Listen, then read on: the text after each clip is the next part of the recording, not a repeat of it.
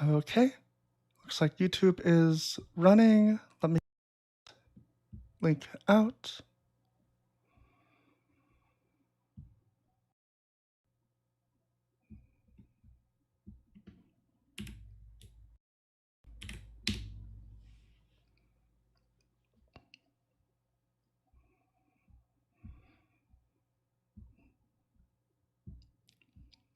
Hello, welcome to the show.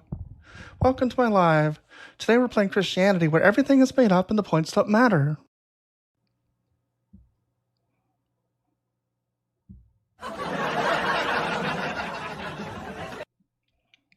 Sorry, I'm just getting things still set up. I am live.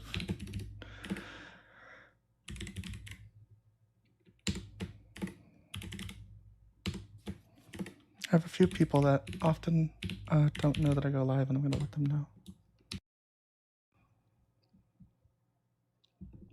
Sorry for the dead air for a moment. I've got to figure out how to make this go faster.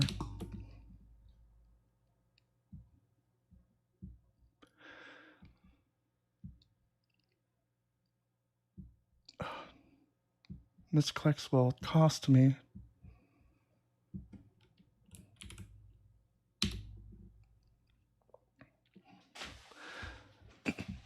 Well, today's show is Christianity, where everything's made up and the points don't matter. The show is about context. How it works is someone comes up as a guest, and then I will read them a verse from the Bible, and then you can tell me the context of it, and I'll write it down, and then I'll tell you back, like, here's what that means in plain English, because I have to translate it from Christianese. And so you don't have to have a biblical reason. You can make it up because it's Christianity, where everything's made up and the points don't matter.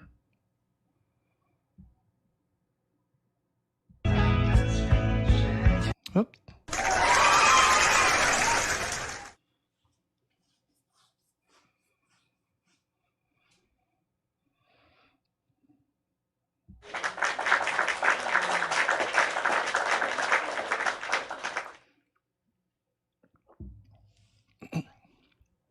So, for example, I might read something like, "In the beginning was the heaven and the earth." And then, you can give the context for that. You can say, well, the context is, it's explaining, that the heavens and the earth existed before God. You could explain that part. You could just make it up, though, because it doesn't matter. Ultimately, Christianity is a choose your own adventure where you make up whatever you want it to be, and words don't mean words. Justice means genocide. Loving means you better run and hide. Good means really, really, really, really, really bad. For a Christian, words are nothing like you've ever heard. They don't have the meanings that you always thought they had. Yeah, words don't mean anything. That's not me. That's Joel Reed's Bible. In the album Joel Sings Christianese. And that's very good. Very fun. $10.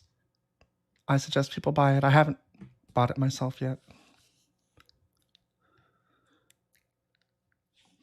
Welcome in. Welcome in, everyone. It's good to see you.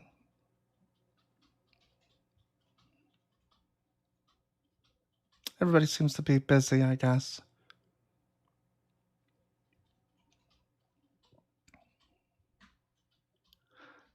Hello. Maybe this is just a bad topic. I thought this would be very fun. Want to do like a game show thing.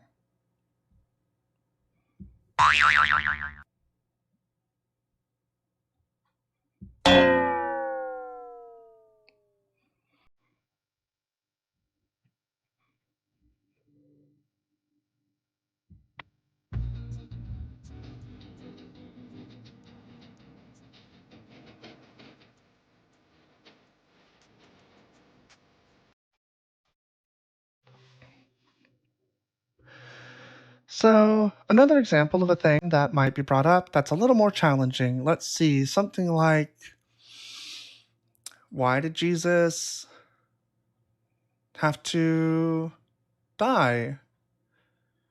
And then there'll be like the apologetic, and it won't make any sense. So I'll write that down.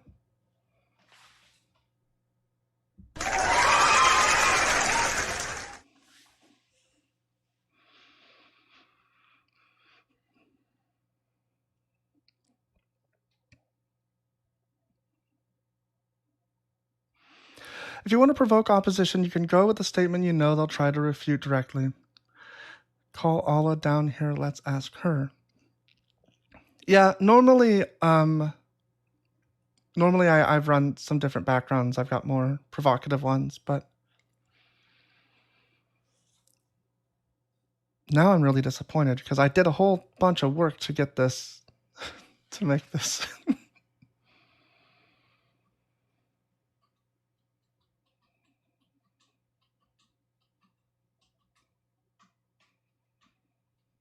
I can't even get any viewers right now, so I don't know what's going on. Hello, a Russian name on YouTube chat that I don't know how to pronounce.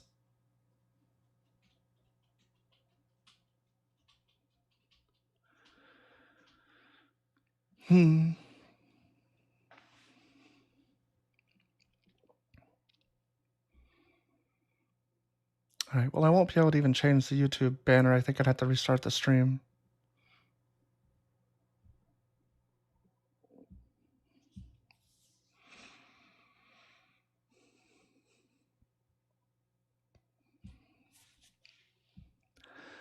Like, we could do...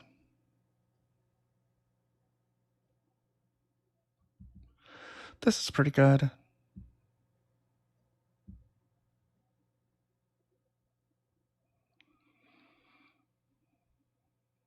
Oh, this might get me restricted for the... This is an old one. I was trying something else. Favorite public domain audio. Yeah, I need to find... I've been trying to find music. So one of the things that's really annoying is you can't play a lot of music, even if it's copyright free, will be flagged on YouTube and say you cannot monetize your video because of the music, even though it's not restricted.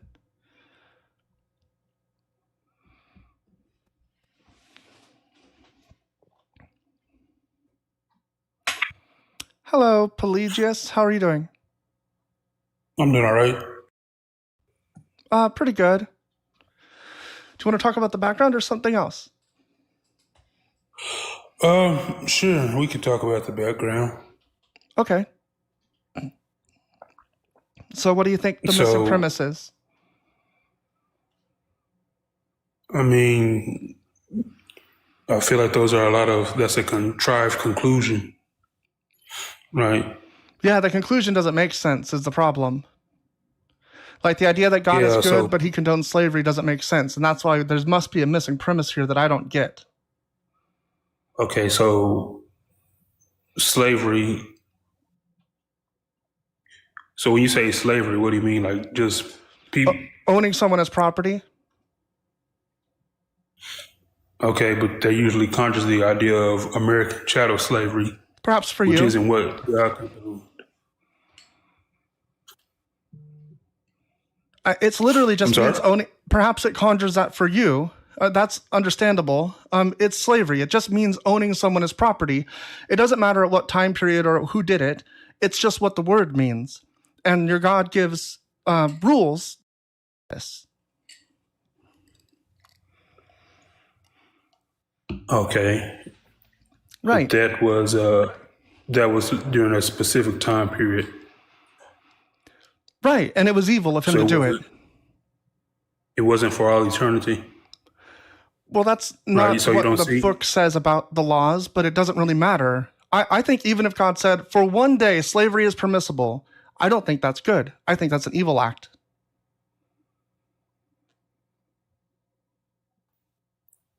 Okay, so But that would open up a whole other door, right? Because slavery isn't just taking people captive. Not Right. necessarily So taking what them about- captive. You can buy slaves. It was permitted in the Bible. It says from the male and female slaves you may get from the nations around you, you may have slaves.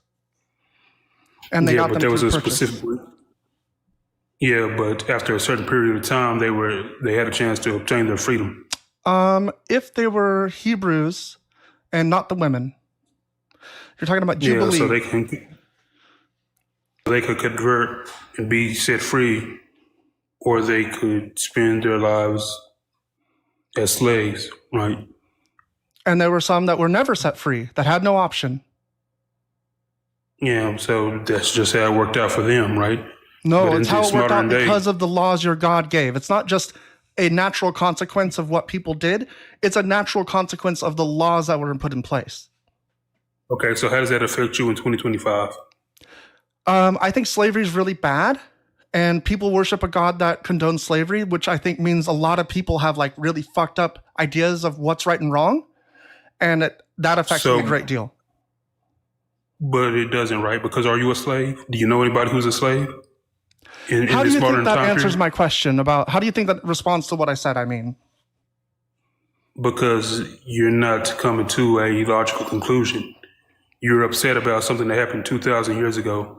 no, I'm not. I'm upset that you worship a God that did this and you say that God's good. I don't think that makes sense. That's the logical conclusion, is that slavery is evil. I believe slavery is evil. You can object to that. I believe that in the book, the God condones slavery. We can object to that. Premise 3, I have no idea what you would put here to make the conclusion that God is good make sense. Does that make sense? Okay. Yes. That makes, your argument a little bit more coherent, but I literally how just you- read how what's on the you- background. My argument has been coherent Yeah. the entire time. You just don't understand anything because your brain's melted from Christianity. My brain's melted from Christianity. Yes, why are you defending slavery right now? I'm not defending slavery. What would you call this? I never said people should be enslaved. All I Okay, so simply asked people should was, never have been enslaved, right? correct. Do you believe that God gave a bad law, No. but the law says that people can be enslaved? Okay, so can you answer my question? How have you been affected by slavery in 2025? Yeah, people believe in this God in 2025. Do you believe in the God right now? Yes. Do you worship it? Do you Has he follow called it? for- Would you do anything for this God? Has he called for people to be enslaved in 2025? He has No. called for people to be enslaved to himself. But regardless, So no. Okay, so if so your now God you gave a changed it. 1-day permissible day of slavery, I think that would be evil. Do you think that would be evil Okay. for a God to give 1 day where you can just go round people up to be slaves for 1 day? Okay, so now you can choose the conditions, right? Because first, your issue was slavery, which is a human owning another human. Mm-hmm. But now you're having an issue with slaves, with God saying you should be enslaved to himself, which he really doesn't say. He literally does. I don't think you. What's the verse? Can you give me the verse?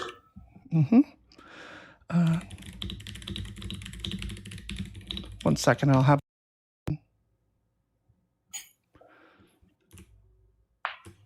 There it is. And Bible. Luke 17:10. So you also, when you have done all that you were ordered to do, this is Jesus talking, say, we are worthless slaves. We have done only what we ought to have done. Give me the whole context, not just the verse. Jesus said to his disciples, occasions for sin are bound to come, but woe to anyone through whom they come. It would be better for you if a millstone were hung around your neck and you were thrown into the sea than for you to cause one of these little ones to sin. Be on your guard. If a brother or sister sins, you must rebuke the offender, and if there is repentance, you must forgive. And if the same person sins against you 7 times a day and turns back 7 times a day and repent, you must forgive. So that part's about forgiveness. The apostle said to the Lord, increase our faith. The Lord replied, if you had faith the size of a mustard seed, you could say to this mulberry tree, uprooted and planted in the sea, and it would obey you. Interestingly, never occurs. Who among you would say to your slave, this is where it comes in, right? Who among you would say to your slave who has just come in from plowing or tending sheep in the field, come here at once and take your place at the table? So let's just talk about what he's saying right here. What do you think Jesus means by this? No, keep reading it. Keep reading it, because you said verse 10. Keep reading it. Oh, okay, fair enough. Would you not rather say to him, prepare supper for me, put on your apron and serve me while I eat and drink? Later you may eat and drink. Do you thank the slave for doing what was commanded? So you also, when you have done all that you were ordered to do, say, we are worthless slaves. We have done only what we ought to have done. That's the whole thing. Okay. Yeah, so what do you think his point is here? Yeah, Christ is a just master. He wouldn't treat his slaves like the Americans treated their slaves. What do you think his point is here? I just told you. Do you think his point is that he's a just master? Yep. He's a just master. That seems honest to you? Or do you just not understand what he actually said? That's what he says. Point it out to me. Where does he say that? He says, we have done only what we have ought to do. Yeah. To have done. We are worthless slaves. We have done only what we ought to have done. What is he saying here? You think this just means he's just because we are only doing what we have to do? Yeah, we don't seek any recognition for ourselves. We did it because we have to do it. But it's not so much that you have no recognition, right? It's that you don't even get to eat with Jesus. You're a slave to him. You're not worth anything. That's not what he says at all. What do you think worthless? What do you think this means? We are worthless slaves. What do you think that means? So why do you create a straw man just to do this? You told me that your God does not want slavery in 2025. I said he does. You said show me the verse. I showed you the verse where Jesus says you should be saying we are worthless slaves. And now you're telling me, well, you're making a straw man, and I don't even know that you know what that means. Can you point to the slaves in 2025 that are owned by Christians? Yeah, I think our prison system allows for slavery, and in the 13th Amendment, and there are probably a lot of Christians that work in the prison system. So yes, I think there are probably Christians that I would consider that own slaves. But it doesn't really matter, right? Our laws are not the laws of the Old Testament, but the God you worship is the God of the Old Testament. So I need you to try to focus, right? You live in 2025. Does Jesus live in 2025? Yeah. Is Jesus God?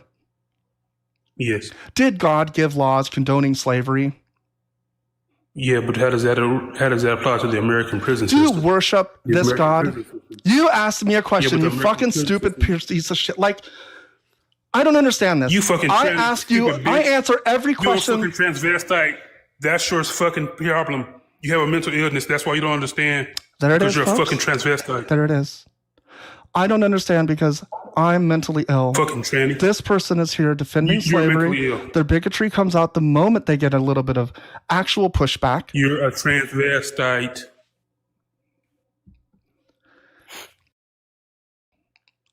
Anyone else want to come up? God. Oh, my live restricted for some audiences. Your live contains themes that some may find uncomfortable and have been restricted. Harassment and bullying. Amazing. He reported me.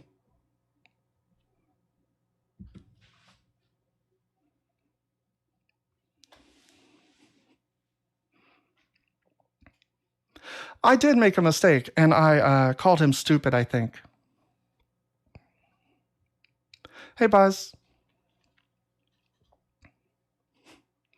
Well, whatever you did, Pelagius, that happened because of you, I believe.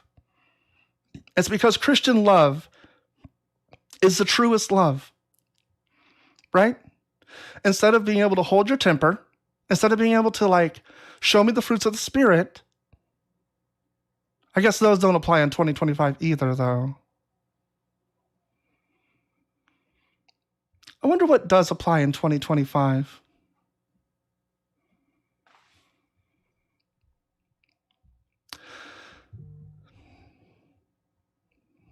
Like, I thought this was pretty funny, actually. So in the same section where Jesus says the part about it would be better for you if a millstone were hung around your neck and you were thrown into the sea than for you to cause one of these little ones to sin. Now, in this case,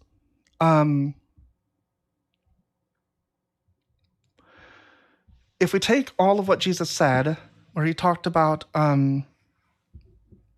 sorry, I'm getting like a lot of notifications or something, where he talked about like following the law, don't do as the Pharisees do, but follow what they say. So if we take that to mean follow the law means then you don't sin, means if you're sinning, you're going to have the millstone thing happen to you for not following the law. But nobody follows the law anymore because it's inconvenient and because Paul said. I think people are just sharing with me. It's annoying. It makes my phone go buzz. I just have a couple of hours until I got to do something. So I thought I'd try having a live.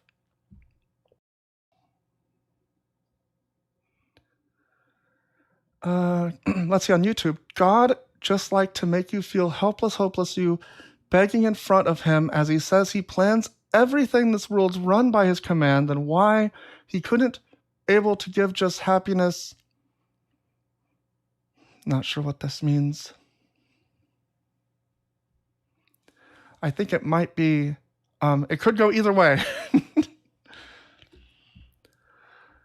What do you think of a mystic reading of scriptures? I don't know what that would even mean, right? To me, that would just be make-em-ups. Like if you're saying, I get divine interpretation or spiritual eyes or something like that, or other people got that and that's how we know what it means. It just seems like a pretty crazy, like a pretty like big stretch to change.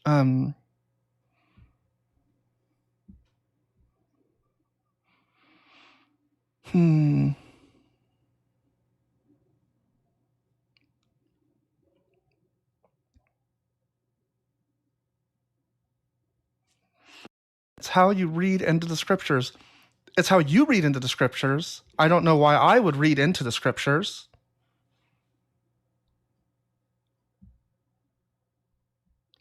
Oh, I've been wanting to run this one for a little bit.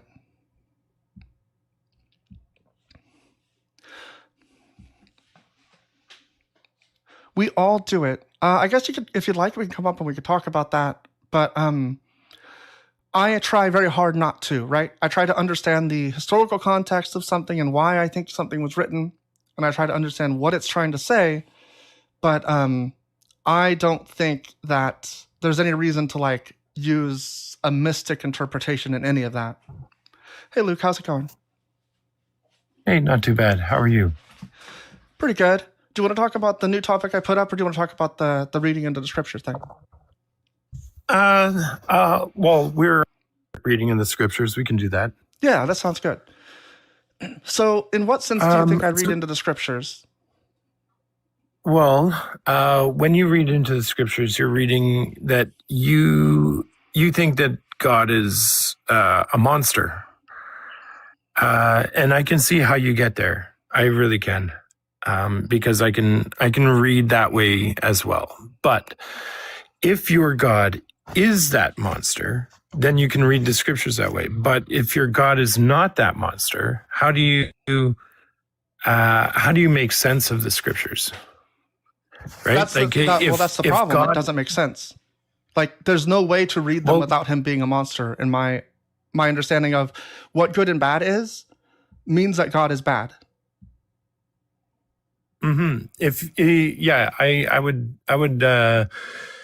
I would agree with you for the most part, but there is a different way to read the scriptures. It's how you understand the Bible, and it's kind of like what we have to peel back is our belief that the Bible is written by God, and that everything that it says is true and right. Wait, so then why would we I have to rely on it feel- sometimes and not others? Well, you can. It all depends on how you read into the read. Okay. So as a Christian mystic, I have a firm belief that God is good all the time. All the time, God is good. God is love, pure love. Anytime that the Bible says that God is not love, I have to look at why it's saying that. Is that God saying that, or is that the man saying that God is saying that? Meaning, was the laws that Moses put out, were they all from God, or were they from Moses, thinking this is what God would do? Okay, so as a sane person, I have to look at this as if God doesn't exist. And then I have to say, all of these things are made up by men. None of this stuff is spiritually inspired. It explains why all of these bad things happen. It explains why God is actually never really very good in the book. It doesn't make any sense to presuppose that a God exists and is good, and then just wave away everything you don't like. Why don't you just wave away everything? It's not real.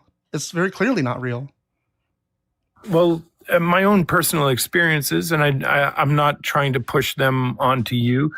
My own personal experiences reveal to me that God is real and that he is good. And it just happens to be the God of the Christian God, the one that most people believe in, or like that aren't Islamic, I guess. But I don't know. I think with Catholicism, it's the Christians have the most. What's that?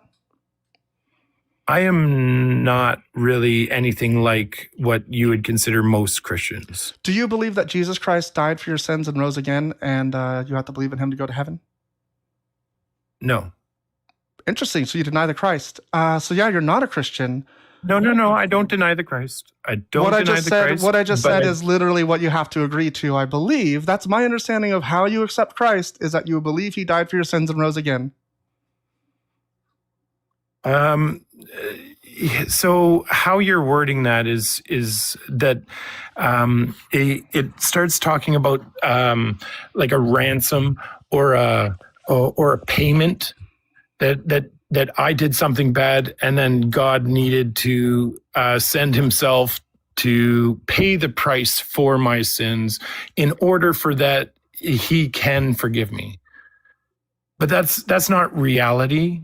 That's not like I don't have to do that to my son in order to forgive my daughter. Well, yeah, I mean, obviously, do you know what I mean? Obviously, it doesn't make any sense. Yeah, like the whole crucifixion and so forgiveness story doesn't make any sense. Yeah, within the Christian world, it's called PSA, penal substitutionary atonement theory. Oh, yeah, I've heard of that. Yeah. Yeah. So I don't believe in penal substitutionary atonement. I think that makes God to be a monster. I mean, I fully agree. So like, this is how it makes more sense, right? Is you have to like stop believing most of it. Like, this is one of the foundationary things in Christianity. So how do you consider, do people get saved? Is there any saving done? Yeah. Well, that brings up a good topic. What does being saved mean? Yes, I actually have a background for this. I don't think I've downloaded it yet. But yeah, what does it mean to be saved? Well, I mean, we can talk about what Jesus, some parables that Jesus brought out. There's a parable he said about a fish net that gets lowered into the sea and it pulls up all manners of fish. And at the end, the angels will come and separate the good fish from the bad fish. The bad fish will be thrown away and the good fish will be saved. So It depends. Do you like when you think of a man or yourself or anybody else, do you think of them as a singular fish, as either a singular good fish or a singular bad fish? Because I know there's bad people that do good things, and I know there's good people that do bad things as well, right? Like, so our lives are not as cut and dry as a single judgment on you know, oh, I've done 3 bad things and now I have to do 5 good things in order to make up for it. So now I'm back to being a good person. You know what I mean? I do the know, good things and do it's- not negate. Yeah. Mhm. Yeah, the good things do not negate the bad things that I've done. There's no real thing, but the good will be saved within my life, or not within my life, within heaven or whatever you think, a future reality or whatever. Okay. I hope that makes sense. So if being saved is the good things that you've done, the acts of love, the compassion, the mercy that you show your neighbor, your friend, your enemies, those acts of love and compassion will be saved. And they're like, in order for God to destroy and condemn those things, that would be God working against himself. That would be a house divided against itself. Okay. I don't Right, really. like I don't. in the same way that Jesus says that the devil cannot cast out demons because a house divided against itself will never stand. Why would I care in the what same any of way- it says? This is the problem I'm still having. You are presupposing that all of this stuff is true, and then picking and choosing stuff, and then deciding that what things don't make sense just must mean something else. All of this is make-em-ups. And so, like, what are you being saved from? Is it God's judgment, his overall judgment? You have to do good and bad things. This part didn't make any sense. You do good and bad things, and God's going to send the bad things away or something? Is that what you were saying? I don't really understand what you're saying. Yeah, it's kind of like a refiner's fire. If you want to picture it as a burning bush, Mhm. a bush that doesn't burn, right? Like, Like why the would very you image. believe any of this? Oh, you said you had like miraculous Well- experiences or something. Yeah. But why is it the Christian God? That's the thing. This is the thing that doesn't ever make sense, right? Because you'll tell me, like, I had these experiences. Did they actually point define to the Christian God. Christianity? Yahweh. Well, But Christianity you keep quoting points from to Jesus. a You loving keep quoting God. from the Bible. I'm talking about the God in that book. Or I know you're talking about the God in that book, but what I'm saying is the God in that book is not all the way through that book like the book says that he is.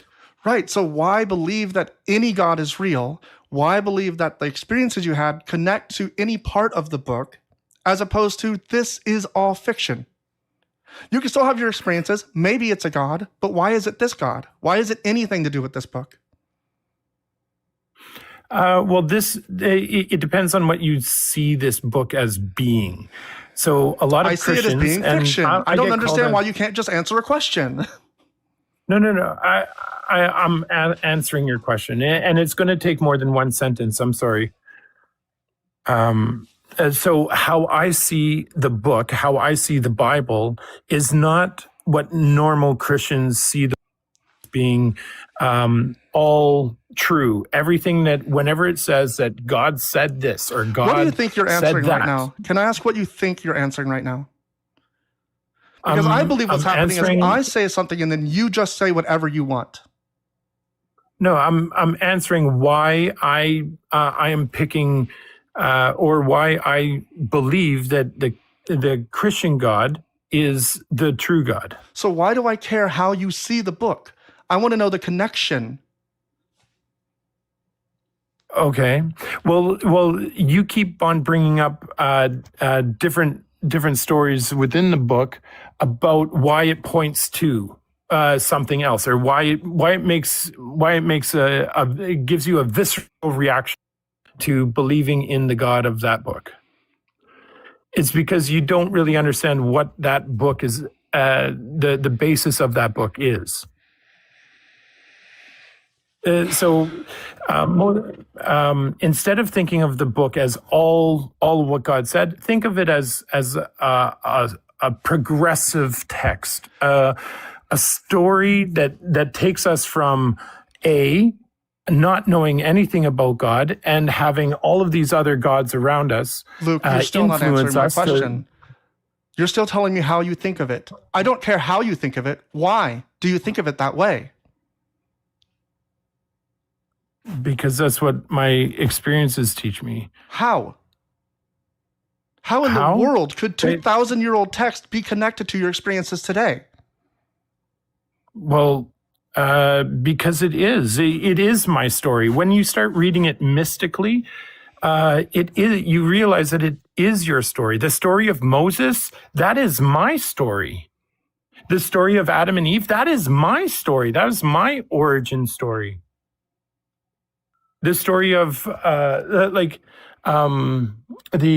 prodigal son, that's me.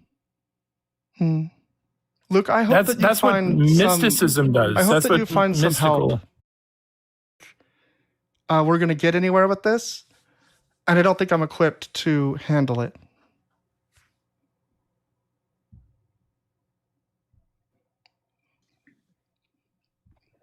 Hello. What to do? How's it going? You just call me what? Good, how are you? Pretty good. What do you want to talk about? Yeah, it's just I think like the question you're asking him is like the question.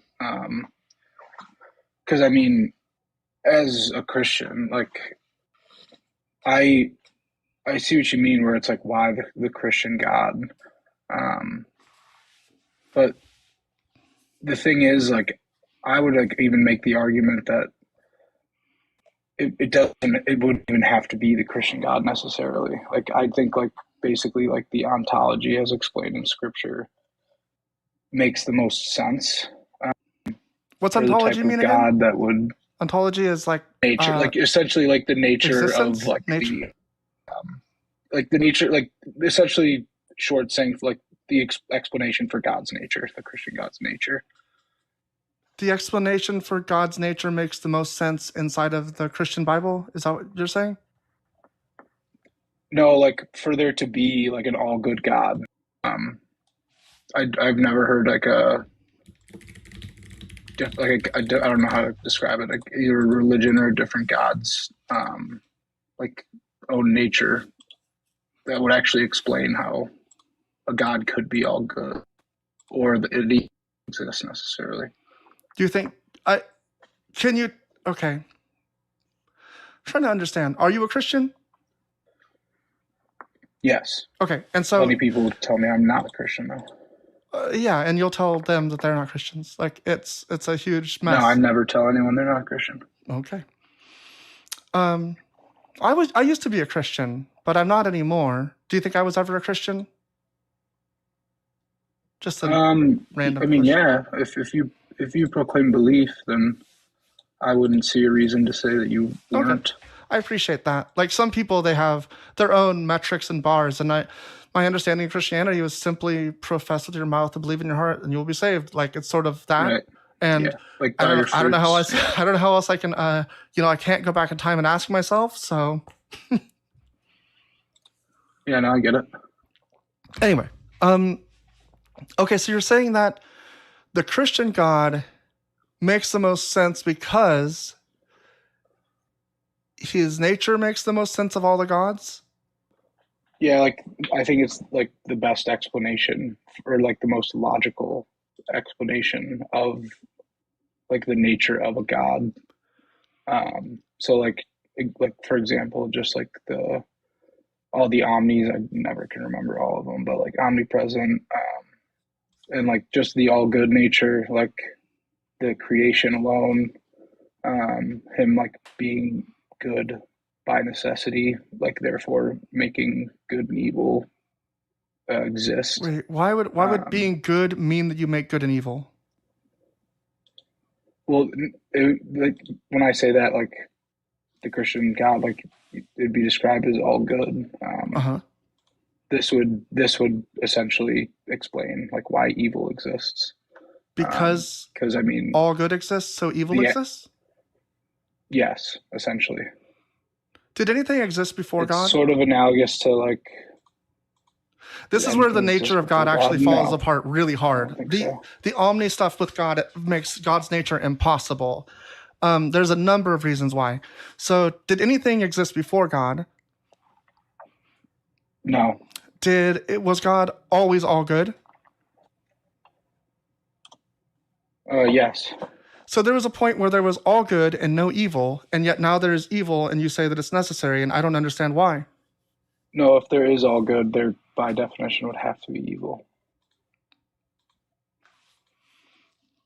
But that would mean that there was evil before God, or that there was evil at the same time as God, that God came into existence at the same time as evil. That would make God There good is no and evil. before God. There's no like before God isn't a thing. Right, this is where the nature falls apart. You're saying God's all good, he came before evil, but evil must exist for all good to exist. It doesn't make No, I any didn't sense. say he came before evil. So all of the time that God has existed, evil has existed, but God existed before everything else. Is evil like a thing?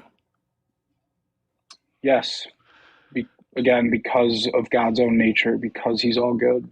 What did evil look like before God created anything? Well, evil would just be anything contingent or not contingent, absent, or I don't know what word to use, opposite of God. Was there anything opposite of God before he created anything?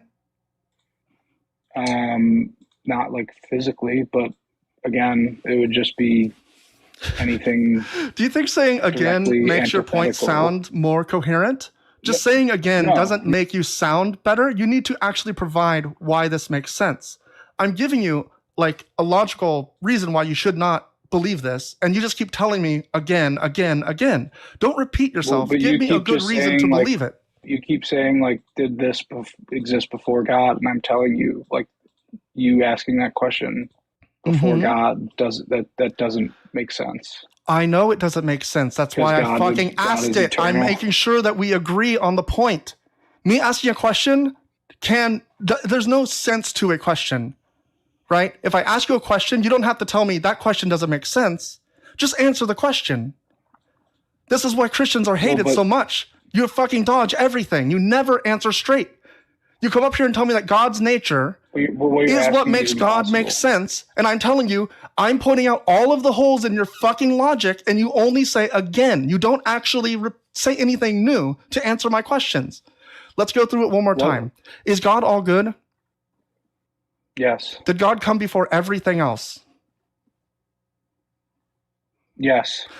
Can evil exist alongside God? It is contingent on God's existence. So when God existed eternally, did evil exist eternally? Yes. What does evil look like? Absent of God. Was there anything so there's God and there's nothing else, and then nothing else is evil? Anything absent from God would be by definition evil. Can an absence be absent from God? I don't understand that question. Is the concept of nothingness an absence of God? I still don't necessarily understand your question. Yeah, I know. It's because like God's nature doesn't make any sense. You're trying to fit evil in here somewhere, and I don't know where it fits. No, but like I've explained it multiple times. Evil is literally just the absence of God. But at the beginning, there was only God. There was no absence of God. You don't believe that but God was is ever all- absent. But God is all good. I absence know. of And then God, you not- told me not that all absent- good means not there God has to be being evil. absent. Are you fucking thick? I don't understand what the issue is here. It's because of God's all good nature, and God has always existed. Has God ever been Therefore, absent? God. Has God ever been absent? No. Then there's no evil. If there's no absence of God, there's no evil. You're saying because God's never been absent, therefore there's no absence of God. I mean, that's tautologically true, is it not? No. So God is not absent, but has been absent. No, I don't understand why you're implying that God has ever been absent. Because I asked you the explained fucking that question, God you has numb. always existed. Like, are you so stupid? I Yeah, asked and you, but has God ever been I absent? And you literally keep said telling no. Yeah, no. Is evil the absence of God? Yes. Is there evil? You keep asking me the same questions. Yes.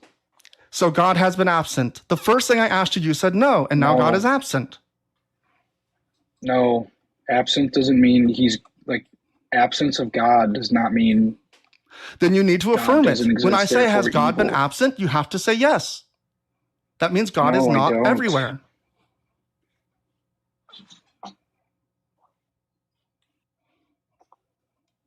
What do you take the absence of God to mean? Well, it's analogous to like light. Because Right. light exists. So you think it's a darkness spectrum. Is just the So there's absence less of light. God. So when there's evil, there's less God. It's not that he's absent, it's that he's Yes, like a percentage it's of God is antithetical available. to God. Sorry?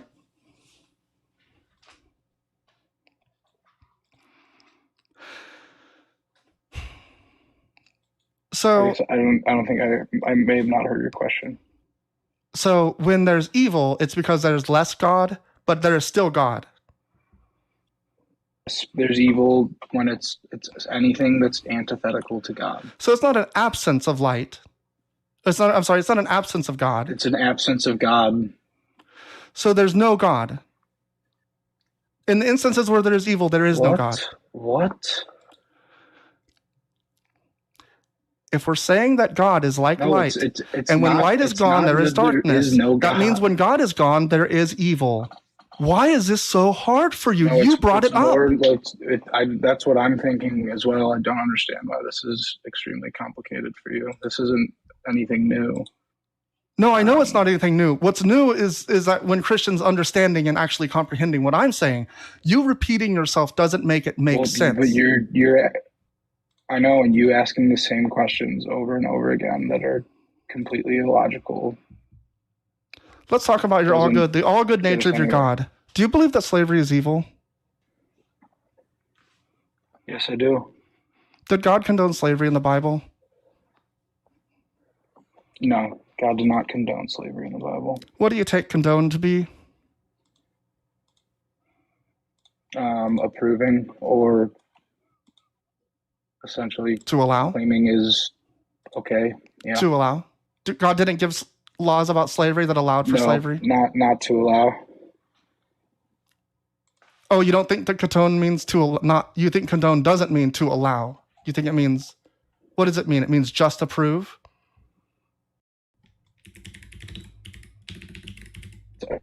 I saw it that way.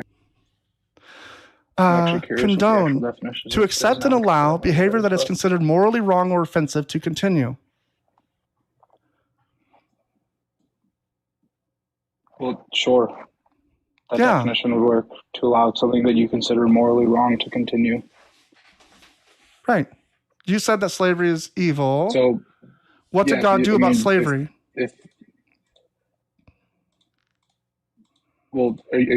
Are you saying if he condoned it, then I mean, by your definition, he claims like he thought it was morally wrong.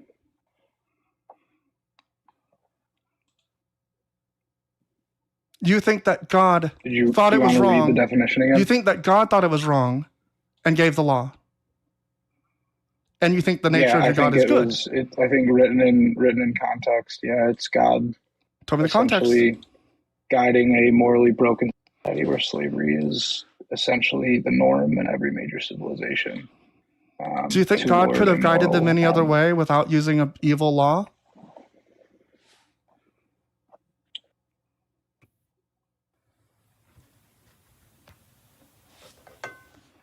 Do you think it was wrong that they ate shrimp?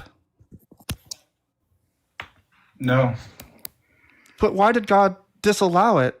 Was it guiding them Do you think he could have disallowed slavery?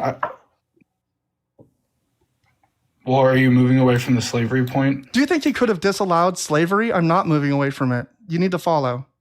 Well, okay, then, but this is my point, though, because it's like the argument's essentially just, couldn't he have disavowed literally every evil? The argument in is laid out in existence? front of you. Slavery is evil. I know. God condones and I've slavery. explained to you multiple times why. No, you have not Why explained it to reading me at it all. in context, You have not explained it to me at all. context is very You've told me a story that doesn't make any sense because you also told me that your God is good by nature. Right. I think he's naughty by nature. You think what? I think he's naughty by nature. Well, I mean, that's sure. I mean, you can make that external critique, but if this is from an external perspective, then where you just deny psychology and the nature of God, then I would just ask you, how could you make a moral critique if you, I would assume, don't even, I'm sure you're a subjectivist. So are you. Well, no, but, Oh, yeah, but well, do you want to answer my question or? I don't even know what you fucking said, dude. You're all over the place. Try to keep it concise. You make moral critiques as if you think morals are objective. No, I don't. That's what you're doing right now. I'm critiquing your God. It has nothing to do with whether or not the critique is objective. You're trying to pivot. You're trying to pivot. Internal or external. You understand what you're doing? You're trying to pivot away from this because you know you've lost so badly. No, I'm not trying to pivot. I'm just pointing out that if you're transitioning to an external critique and you don't even adhere to an objective moral truth, then how would a moral critique from you hold any ground? You don't even believe what you're critiquing is real objectively. Okay. So you defend slavery and the problem is me. No, that's not what's happening right now. Oh, please elucidate. Yeah, what's happening right now is you're doing a moral critique on slavery. No, not on slavery. Which I believe is on your God. objectively wrong. No. Stop. I didn't do a moral critique on slavery. I think it's evil, but I'm not critiquing slavery. I'm critiquing your God. Yeah, but that's, again, you think it's evil subjectively. You don't think it's truly right. objectively. And for you to defend this means that you believe it is not evil. Why would I entertain a moral critique from someone who the critique they're making they don't even believe is true objectively? Because you don't believe it is true objectively either. Well, that's not an answer. That's just obfuscation. Really, that's obfuscation. You're moving. You're fucking trying to shift the burden to me, and you think I'm obfuscating. You're literally saying this God is evil, even though I don't think evil is actually objectively real or true. Right. I don't have to believe that evil is objectively real or true for me to use it colloquially. Right. So like then, you need to try to freely engage because this is really embarrassing. Entertain an external moral critique? I don't know. You requested up. Do you remember when you requested up? Do you remember when you requested up? Why would I know why you're here? Yeah.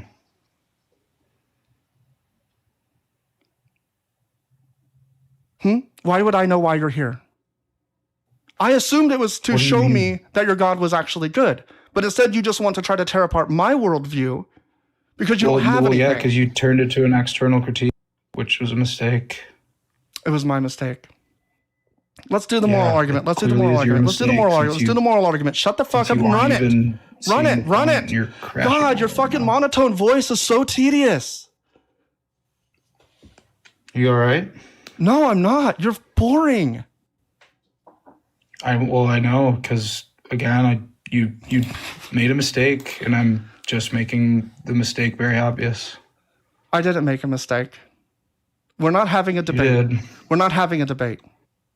Do you understand that? Well, I think we are. I know, because you're delusional. Well, right. We're having a conversation, and you think we're like tracking points. Yeah, I don't think that your logic is sound whatsoever. Because I can't ground the idea of evil, good and evil, in something objective. That's why? Yeah, but you're using good and evil to make a moral critique. But That's you're a good making point. moral critique on Can you something please show me how to don't even ground it? think is real. Can you please shut the Don't fuck you up? see the problem You're here? just repeating what I said. You don't need to talk forever. Can you please show me how to ground it? That's what I'm asking you to do. I don't know, obviously. I've lost. Show me how to ground it. Well, do you know how to ground objective morals? Do you know what that would mean? What did I ask you? You're asking me what I'm asking you to do. Yep. And I You're said I don't making know. moral And I critique. already told you, no, I don't know how. Are you willing to make the concession that you don't then either? Again, that's why I'm not entertaining your moral critique. Okay. Why would I entertain your moral critique? You don't know how? I'm not the one claiming I'm not making a moral criticism. You said that God is good by nature, Right. but now you don't want to defend it.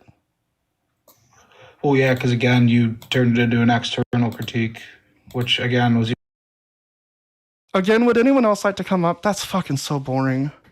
He won't even like try. He won't even try. Yeah, he's not engaging at all. It's so he's obviously just clicking through trans porn or something, like not at all paying attention. And just every time that he talks, all he has to do is say, "Well, again, that's your problem. Again, you brought this upon yourself." So I take slavery to be the owning of someone as property, and I think that it is wrong. I actually don't think that evil and good exist as like definitive things. I think that is it's like a spectrum of it's kind of like darkness and light. But it's like a spectrum, right? Of what we prefer. Morals don't mean anything unless they're in relation to a goal. Okay? So him asking me to ground my morals doesn't make any sense. And if I did try to ground my morals, he would have objected in a bunch of different obfuscating ways. He doesn't have anything actually to say. He just wants to make it look like I am wrong because he believes slavery is fine. Thank you for the New Year's Eve 2026 for 260 jewels. The rapture was real, but only my socks were worthy. Yeah, so taking away someone's autonomy is wrong. I agree to that. I would call it evil. I think that owning someone as property is like, it's like you take that objective of I don't want to hurt people. I want like a free society. I want to be free. I think other people want to be free. So I have to extend that to them because I want it. And then you take that to mean that owning people seems like an extreme negation of that. And it's evil. Then I look at the verses in the Bible in Leviticus where God says that you could own people as property. He says the literal thing that I think is like negating that freedom. But somewhere in there is a missing premise that God is good.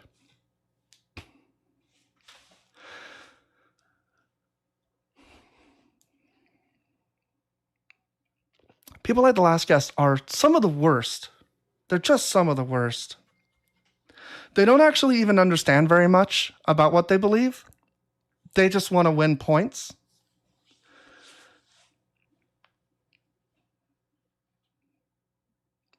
God can do what he wants. Yep. His ways are higher.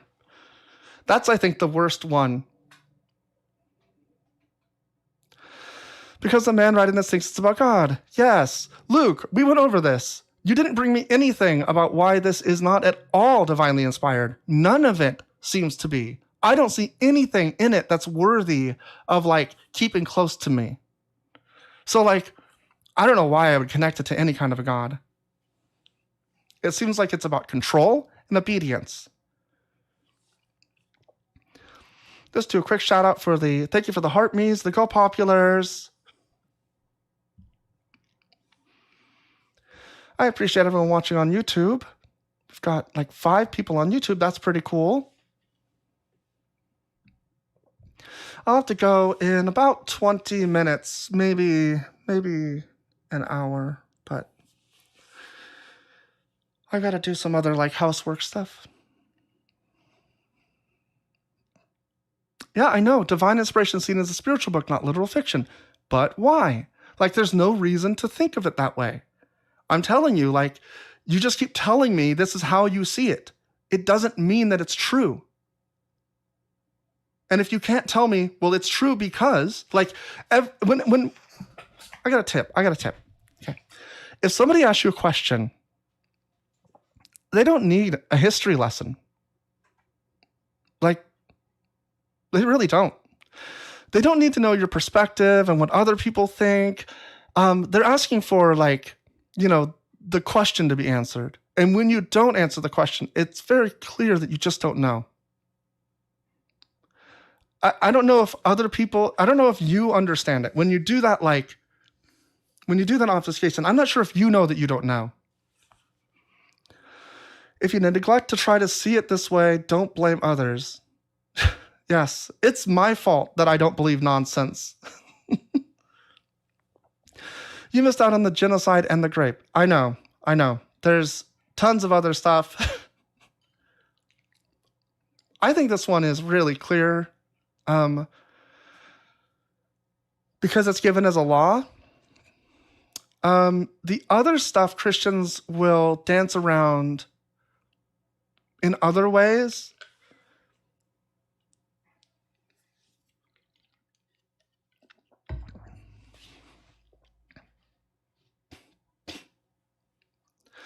Luke, I want to share something with you though. I used to see it this way. Like, I don't know why you think I didn't see the Bible as divinely inspired.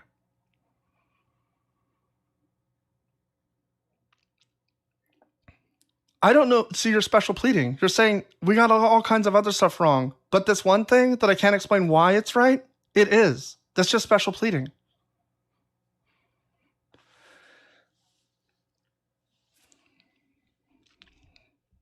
I think I'm going to switch to the old standby.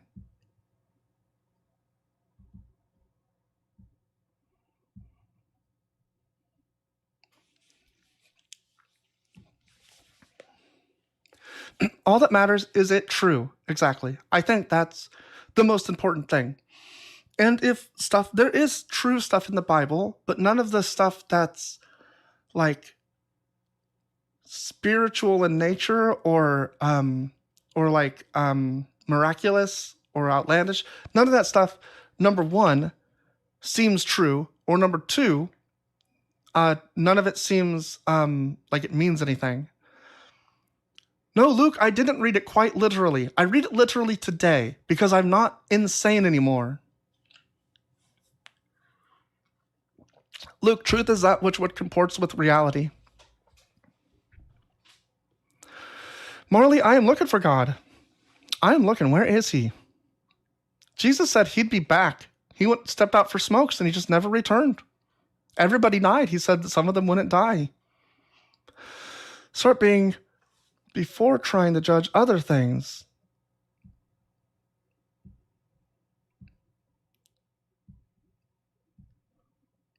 Bigots will be blocked on sight.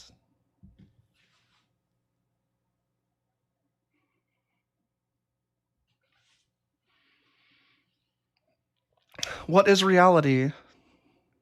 There is no spiritual. Luke, there is no spiritual. It's not real.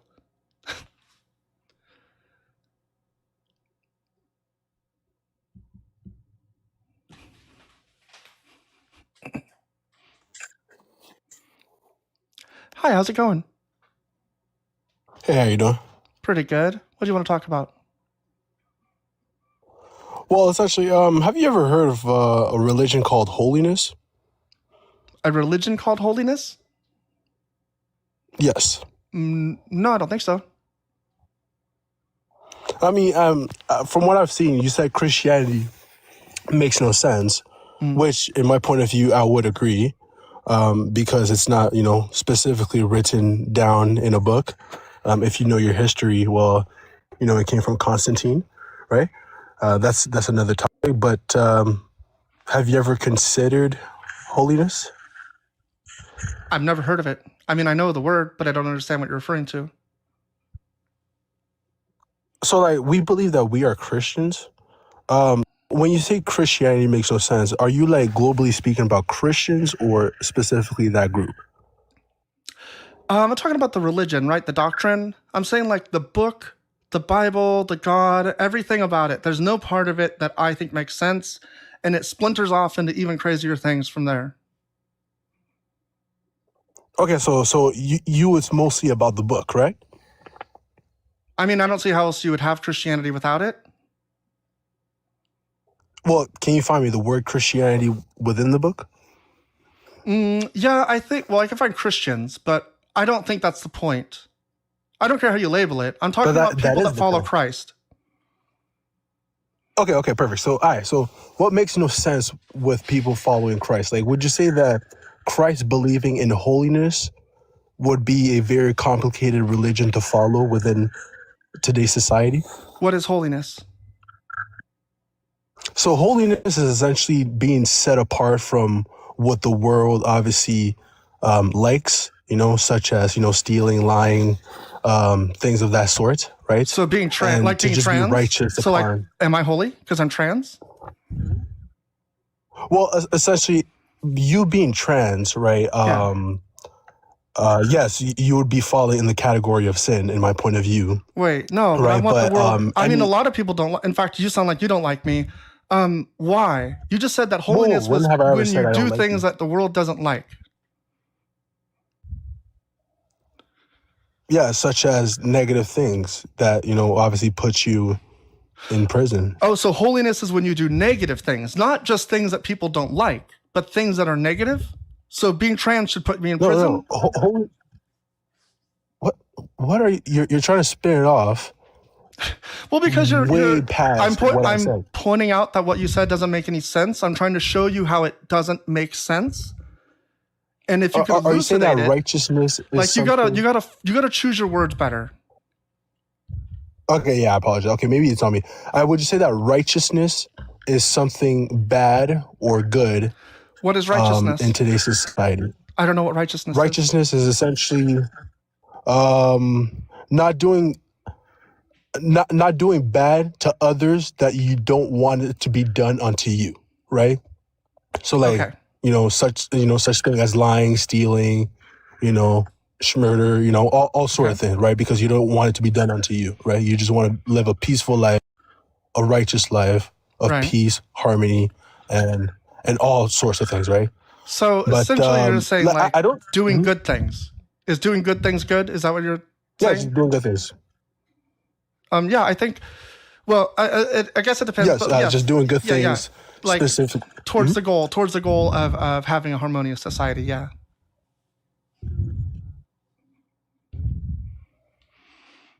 So, like, would you say that they should be like essentially like put to jail because they want to live such a life? People that do bad things, it depends on what they do. And I don't know that jail makes sense. Like separating some people from society, just separating them entirely makes sense. To probably do some kind of rehabilitation. Some people, like we separate them from society way too easily and like punish them harshly, and they don't actually even help them. They steal a candy bar and we kill them. So like, I think that Whoa, I think who that does like that? when people do bad things, it depends. The punishment should fit the crime. Do you agree? Yeah, facts. You know what I'm saying? Like, if it's obviously a candy bar, then, like, let's say someone that's obviously poor and stealing a candy bar, then, obviously use judgment within that situation. Okay. But it's still a crime at the end of the day, Right. But it's not equal to like rape. Obviously, it's not what? Right. But does God see it as equal to rape? Theft? Yeah. Well, that's the thing with God. God sees above all. Like in our point of view, we can both agree that murder, right, unrighteous murder, is wrong. Correct? I don't know that there's righteous murder because murder is by definition killing someone without justification. So if you mean like murder, if you mean like killing without justification, Like when you defend it's wrong. yourself. Yes, defense would be justification. So killing without But justification what would you is wrong. classify that? What? Yeah, Sorry? okay, yeah. So killing without justification is wrong. Okay, we could both agree on that, Sure. right? But God looks above that, right? He looks at the emotion from the beginning, from your mind, Right. when you even thought of it, that was sin. Okay. So what about the person that steals with justification? Sin or no sin? What do you mean? It's still sin. It's still sin. And it's as bad as murder. Yeah. So In the his point of person view, that yes. killed with no reason is the same as the person that's starving that took a candy bar. And you think that makes sense. It's still sin. Right. And you think that makes it's sense. still sin. Right. And you think that makes sense. That it's still sin. Yeah. That it's Wild. still bad. Yeah. Mm-hmm. No, bad and Wait, I being apologize. equal All right, so to what murder would you- is what not the same would you thing. Categorize. Yeah, so like what category would you put that in? Like, are they still stealing? Are they like, So I like, consider are property. we being black and white or? I consider property to be theft. I don't think that candy bar belongs to anyone. Right, because it's not in your store, right? It's in someone else's store. But No. if they do it to them, it's No. okay. But if they do it to you, whatever. Not what I said. I said it doesn't belong to anyone. The candy Okay, bar, then what are you saying? anyone can have the What candy do you mean bar. it doesn't? What? That's my idea. Okay, so all right, so sir. Okay. Wow. Okay. Mhm. Okay. Why is that your idea? I just want to know. Because I think that people should do unto others as you'd have them do unto you. So basically, steal a candy bar. It's not theft. It's not property. No one owns it. All right. I don't know. So like, I think Wait, I are you think stealing it? stealing is a thing that we have invented because we invented property. And I don't think it's wrong. I think it's wrong under our system of property to take things that aren't yours. I agree with you on that. But I don't think that that's a good system. That's my point. And I think that your God enforces this system that I think is actually detrimental. Because we have to have this argument about That like, we is shouldn't stealing steal? like murder? And I think that's crazy. Stealing is not like murder. Taking a candy bar is not the same No, thing as taking sir, a life. I But said your it's God different sees it the sin. same. Yeah, that it's in the category of sin. It's in the That's it. category You know, of like when you go get to the murdered. file. In the Old Testament, you would die because you stole something. And in the Old Testament, you would die because you murdered. It's the same to God because he's evil. If he existed, he'd be evil anyway. Well, I mean, I don't negate the fact that my God is righteous and also evil in the sense of if you don't like being good, obviously he will be evil to you. That I don't negate. Nope, that's not what it means. If God is doing evil, it means he's doing evil. You cannot say that it's relative to how you feel about it. God doing bad things is relative to the outcome, the effects that they have. Okay, so yeah, so if the outcome and effect of a certain people or nation is obviously against what he would consider as very good, Mhm. yeah, I don't negate the fact that he will be evil unto whoever it is. Like, I don't negate that. I believe that his standards are so high that it's just beautiful. You know what I'm saying? Like, who would not want that inside their own nation? Oh, because it's terrible. When the Israelites were in the wilderness, they found a man gathering sticks on the Sabbath day. Those who found him gathering sticks brought him Wait, to what Moses, version is Aaron, that? and the whole I apologize. congregation. Oh, this is the New Revised Standard What version Version, is that? Updated Edition. Numbers 15, 32 to 36. This is the version that they use in seminary school. It's You the mind- version that they use, that's the closest to the original text. What's up? Yeah. Yeah, so in this You story, mind going with KJV? why would we use that? I mean, at least he was still a supporter of your time, right? My Would you kind. say that King James, Why- in your point of view, No, was still a supporter I don't care of your about King time? James. He's crazy. He believed in demons. Why would we use the KJV? What? Obviously, everyone believes in demons. No, not everyone believes in demons. Okay. What? Why would we use Sir. the KJV? No. What are you talking about? Why wouldn't we use something that's got more essentially, scholarly? It's recognized by We've- Congress. It's recognized by Congress. What does that mean? Right. The King James is recognized by Congress. Do you mean like it's in the? Do you mean it's in the recognized archives? by Congress? Do you mean it's in the archives, like in Pardon the me? congressional archives, because it's an important piece of text? Yeah, you can search it. Yes, you can search it over yourself. No, I believe that it's in the congressional archives. It King doesn't James. mean that it's good. It doesn't mean that it makes sense. Like, I'm sure a lot of things No, are no, in it the means archives. that it's excellent. What are you talking about? Sir, I apologize. That's not what How does it that's not not mean what that it's Congress. excellent? That's not what it has anything to do with. It doesn't mean it's excellent. What? Okay, sir. Is it recognized by not only a Are president you but a saying king? sir? Are you saying sir? Or are you saying so? Well, I did say sir. I mean, in Please my don't point say of view, sir. you know, I don't want to be disrespectful, but you know, you're But you will be like, anyway. we're engaging in the debate, right? Obviously. You don't want to be disrespectful, but you will be anyway. Well, it's like, you know, you're kind of disrespecting me if I can't be myself, you know. By insulting me, I'm disrespecting you. Well, you're insulting me. Like, I don't think we're insulting each other, but you know, we're just having a debate. Yeah, you refuse to believe that I'm a woman. All right.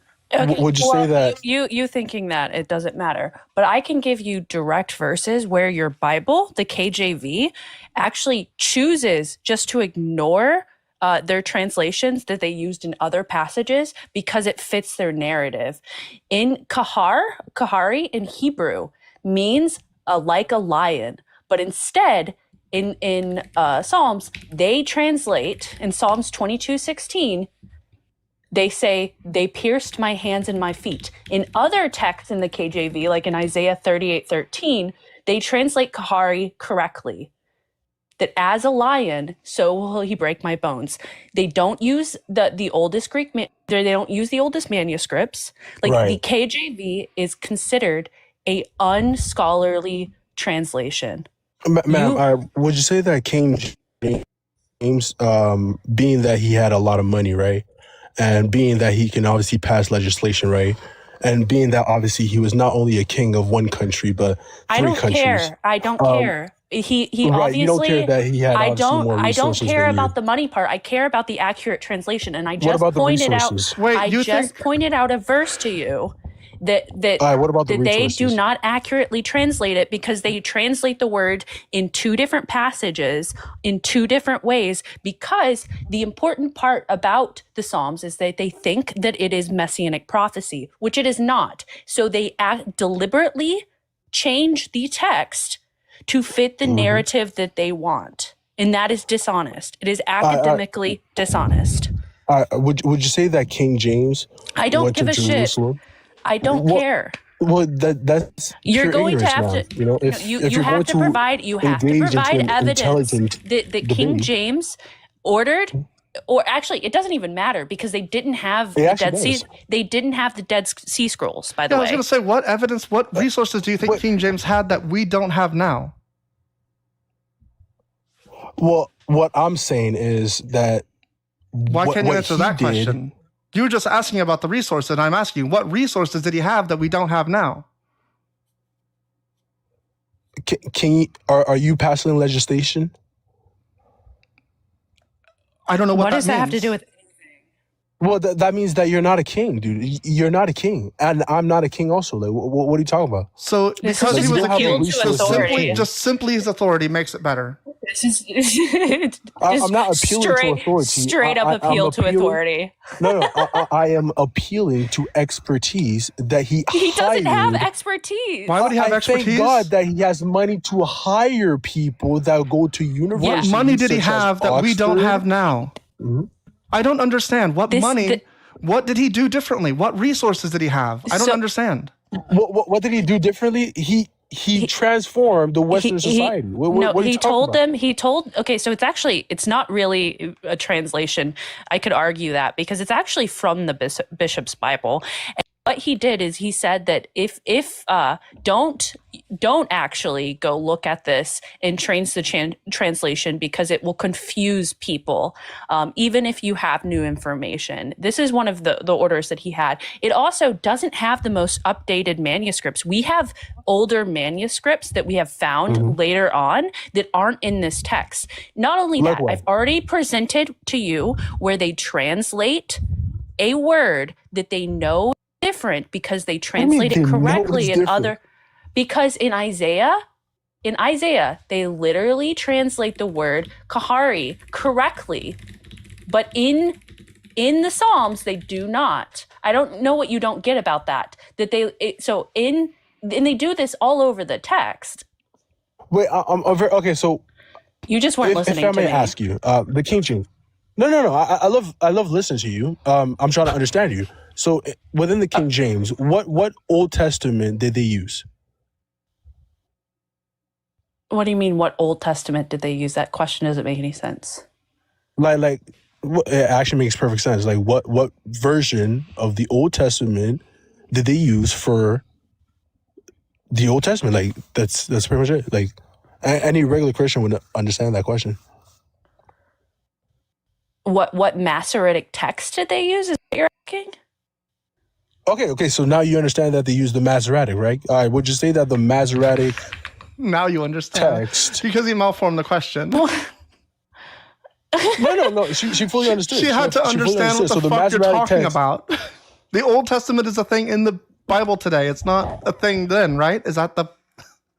Like, it's a way to refer Yeah. to it So that it was doesn't make Masoretic. sense. So, okay. So you do realize that your translation is using the Septuagint, correct? No. Right. So no, you don't have You my said correct, she fucking said God. no, and you said right. Are you following at all? No, I'm being sarcastic. Obviously, I'm being sarcastic. It's really hard Okay. to tell, So actually.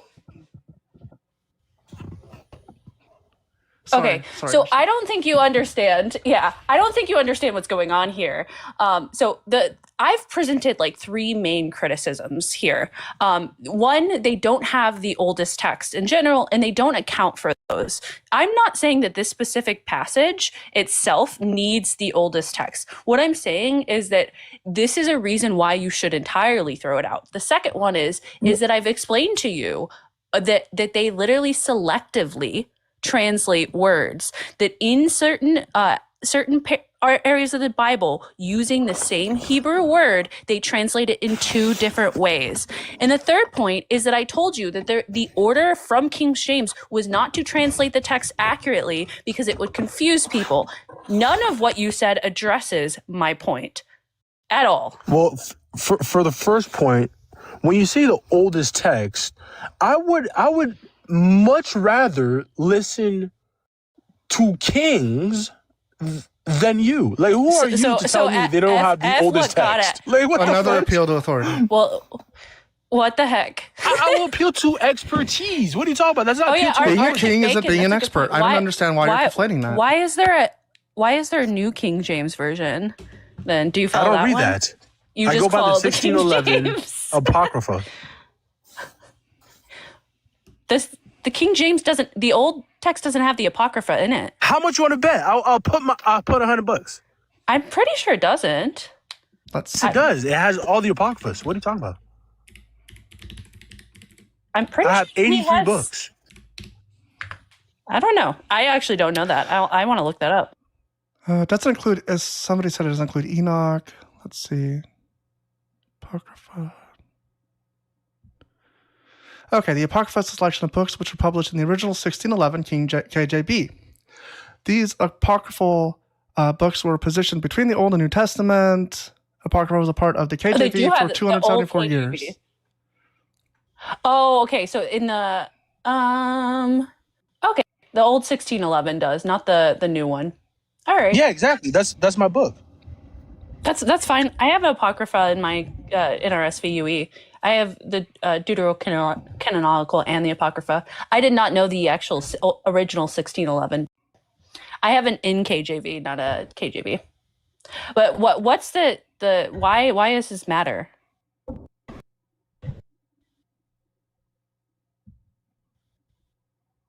Are you there? What is the Apocrypha being present matter?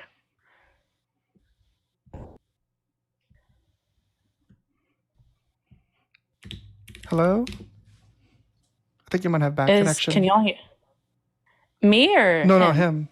I don't know. Okay. Yeah, I hear you, but I don't hear the guests. Yeah, like this is like just the weirdest argument I've ever heard of in support of the KJV. I mean, like, I just don't understand. I still don't understand. Like, I'm not convinced why anyone would use it. Yeah. Like they like literally admit to not trying to translate it accurately because they don't want to quote unquote confuse people. Guardian, I think you've got a bad connection or something. We're getting a lot of like noise, but we're not getting any messages. So, oh, I think the Holy Spirit shut him up because he's like, stop talking. Guardian, I'm going to drop you, and you can come back later if you'd like, if I'm still around. Buzz, you were here next. Hey, Buzz, how's it going? Yo, I'm good. How's it? How are you? I'm pretty good. You were here yesterday, right? Yeah, I was here yesterday. Cool. Good to see you again. I just wanted to point out about all of this religion stuff. In the end of the day, if you think about it, religion is just something humans made to like bring clarity to the afterlife. Like we didn't know what happens if we die, what happens after we die, what's going to happen. In the end of the day, we made this all up to bring clarity to something or give meaning also to life. So tell people that they're damned forever for sin, and some of these sins being dumb is like a justification for a belief system? Or are you just saying like this is one explanation of why people believe? Yeah, it's one of the explanations why, because we also feared back in, like, I don't know, when we were cavemen or Neanderthals, we just made religion to have clarity for like what happens after death, because if we die, no one ever came back from the dead and said what happens after death. So I would like to give that's a probably competing argument. The people in power made religion and gods up to control people, and they made up the part about death and what happens to control them better. And people accepted it because they do want to know what happens after death. But I think the reason for the religion is more rooted in control. So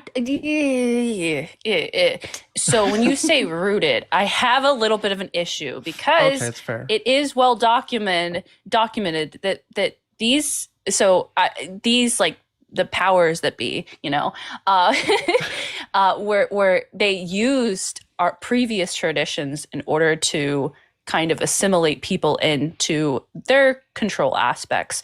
But like, for example, and I'll use the Torah because I actually know about that.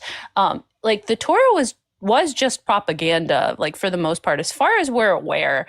That there's not really good evidence that people were actually doing these things, according to Dan McClellan, Data Over Dogma. Yeah. So I just wanted to cite that source because that could be like contested and people are like, oh, she made that up. No, I'm getting that from a scholar. So I don't know that we can say that it's one or the other. It's probably both. Yeah. That's my take. Yeah. I mean, like, I do think that it's probably like kind of a mixture of people trying to figure things out, making up some stories. It gets passed down. And then eventually people in power are kind of like, well, this is our cultural tradition and we believe it, but also let's add on. We need to do these things. Yeah, like it probably was just easy to control them because it was something they naturally already believed. Like they already had the things there, these belief systems. So it was easy to set down these like, societal boundaries in which people who wanted to have some sort of societal control found it much more easy. So those are the things that stuck around. There were probably things that they kind of ordered that just didn't stick. I mean, they're not probably. We know that's truth because we've seen the evolution of religion. Yeah, so that's just one I wanted to point out. Like I said, religion But I think that there could be something in that, like taking control of the people. Also, like there could maybe like a religion was probably made, and then the people in power used that religion to bring in new stuff and take control of the people. That can also be a thing that could have happened. Yeah, and I guess I should point out, like, when I say control people, I just literally mean, like, to do what they want. Not, like, in the sense of, like, it's to do literally what's in the book, right? So where it says, like, you should always obey your masters and you should do these things, it's for that. It's not, like, this hidden control. It's, like, literally what the book says to do, and so that's why I believe that it seems to be in favor of that.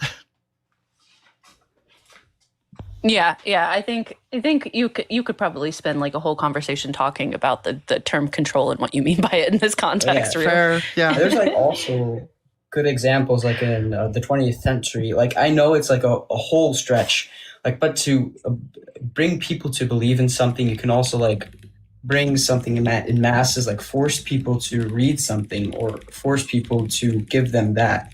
And in, like, for example, why a lot of people were very religious in the Middle Ages, for example, the people had to read the Bible and had to be religious or else they would be damned. And the church also controlled a lot of the politics and stuff and was really in relations with politics back then. Oh yeah, whether this wasn't intentional or not of using our in-group and out-group biases against us and how like we need this social so we need social groups in order to survive, whether that was intentional or not, it worked very, very well. Yeah, and there's also like like I said, for the other example that's very far stretched in the 20th century, in this time the Germans took control in World War II, like the Nazis. A lot of people were forced, or like the people of Germany had to read. I'm not really sure if that's true. I once heard something about it. People had to read Mein Kampf to get to know why they were doing this, why Hitler's thoughts were like that, and why they did this.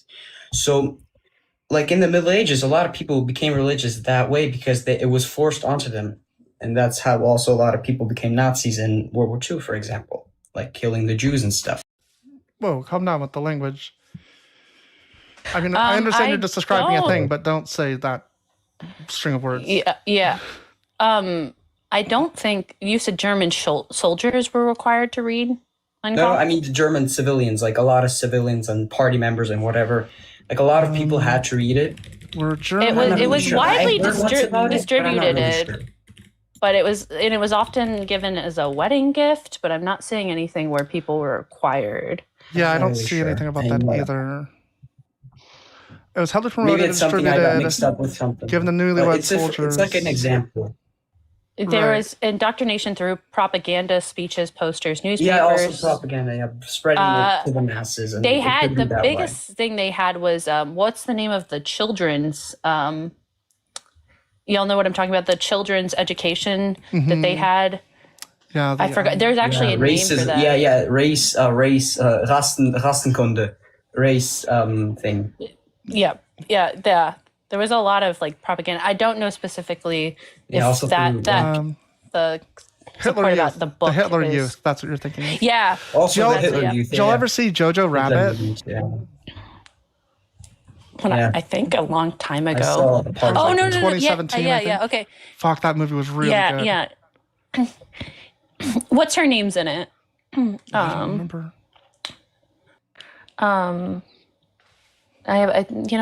I forgot her name. I remember having a girl crush on her at the time. Who's in it? Scarlett Johansson? Yes. ScarJo. I hope she's still a good person. I haven't checked in on her lately, So like I said, like it's like similar to the church, why so many people became religious and also with that is because of like the church also spread this with like the if you Romans don't- and for example the also Crusades and if you didn't pay in the Catholic Church, if you didn't pay that thing that you don't go into the I know we had that in history in school, like the people have to pay money to like not get into that one fire they had to go into for their sins. before they die, so they spend less time there. So that's one way the church Oh yeah, they did spread out religion too. They did those things that And that's why Martin- that one person made all those paintings for. Hieronymus Bosch, is that their name? I have no idea. As you've seen, I'm not very good at names. Let's see. Hieronymus Bosch, Dutch painter from August, Dutch painter from Brabant. He was one of the most notable representatives of the early Netherlandish painting schools. Work generally oil and oak wood, mainly contains fantastic illustrations of religious concepts and narratives. Within his lifetime, his work was collected in the Netherlands, Austria, and Spain, widely copied. Little is known. I swear he was one of the people that was making these things, and people would pay. And like his representations, I think, were of them.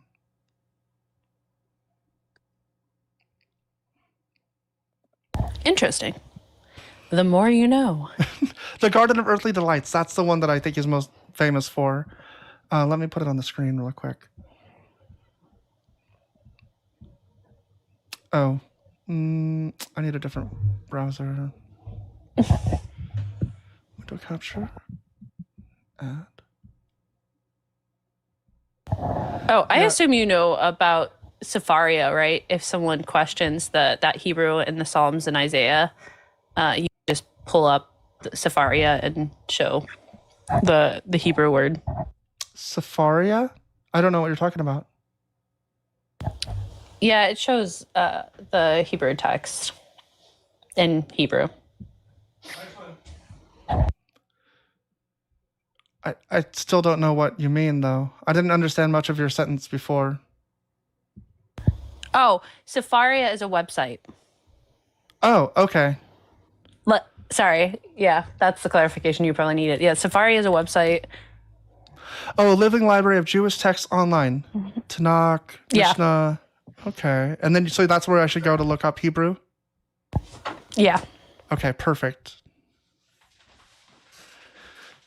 Oh, I have a question. Maybe you know. I wonder if McClellan's done a video on this.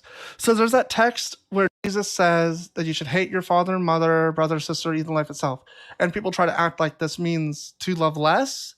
And when I looked it up, it seems that everywhere else in Greek, it's always used to mean hate. But in the Bible, they do use it to mean love less sometimes. Is that true?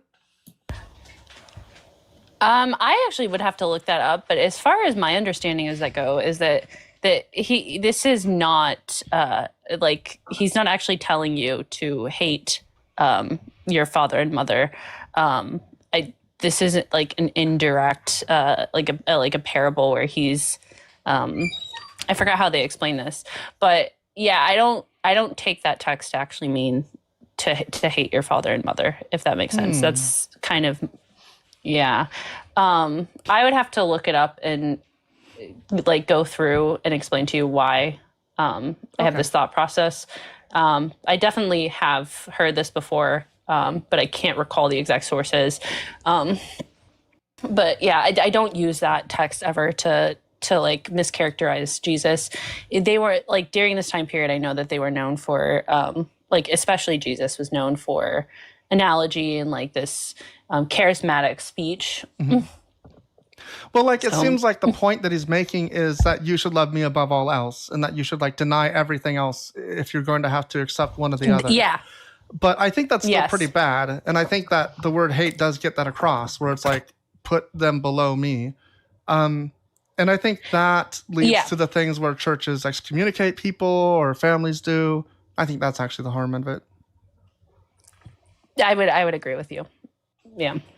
But that's good. Yeah, I don't know that I'd want to run it as that. Oh, I have another one. What do you think of Jesus says in Matthew, not all who say, Lord, Lord will be saved, but those who do the will of my Father. But in Acts it says, all who call on the name of Lord will be saved. So which is true? Well, okay, so which perspective do you want? Because the Christians are going to take that the Acts are true histories and that is Paul writing. And if that is the case, that it's very clear. You could just use all the writings of Paul's to see how many times does he contradict Jesus, because Paul and Jesus don't agree on a lot of different things. So it does seem like a contradiction to you as well. It is a contradiction, and there's like several reasons why we should think this. But acts aren't true histories, so Yeah. I think that. But yeah, no. So the salvation part is like something that majorly that I think that Paul and whoever's writing Acts tends to agree on theology. They all contradict each other. Acts contradicts Paul.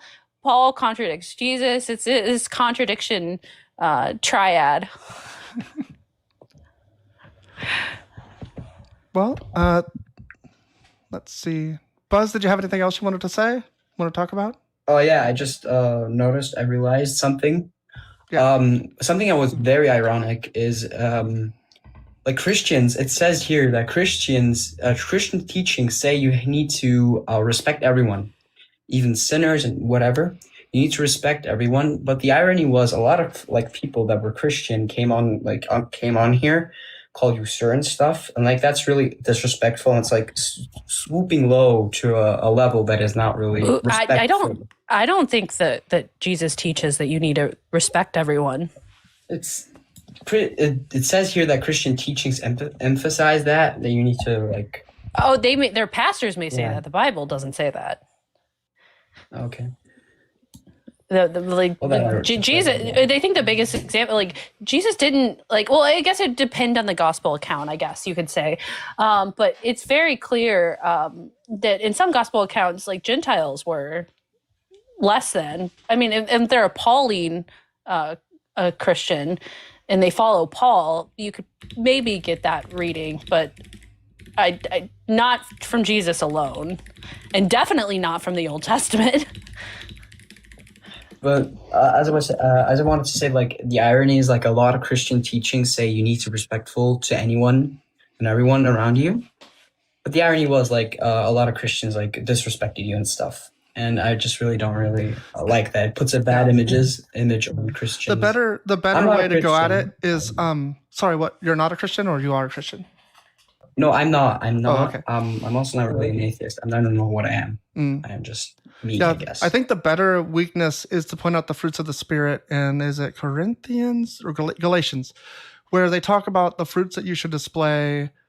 One of them is about love, and one of them is about the fruits. I don't remember where. But yeah, any of that stuff, anything about what love looks like or what the fruits of the Spirit look like, and most Christians do not have those things, and they're supposed to just be there and evident from knowing Christ, I think. Which is why they never get better. They don't ever actually work on anything. They expect these things will just happen. Yeah. So this is the thing that the Christianity makes no sense. This is a really good way to convey that the text isn't univocal.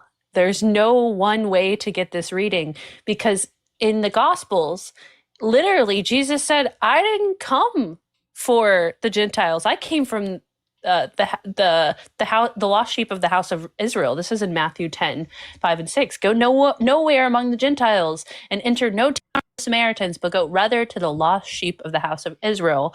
And then Matthew 5:26. It's not fair to take the children's food and throw it from the dogs. Mark has the story of the Syrophoenician woman as well. Like, you don't get this feeling from Jesus that he came for everyone. Really, you get that from Paul, and then so I don't know that there's like one univocal way to argue this, because it's just it's in both places that says two very different things. Okay. I hope that makes sense. But yeah, at Pink and Blue, you would I think that would be the strongest way to argue that point, is to be like, do you deny what your text says in Ephesians?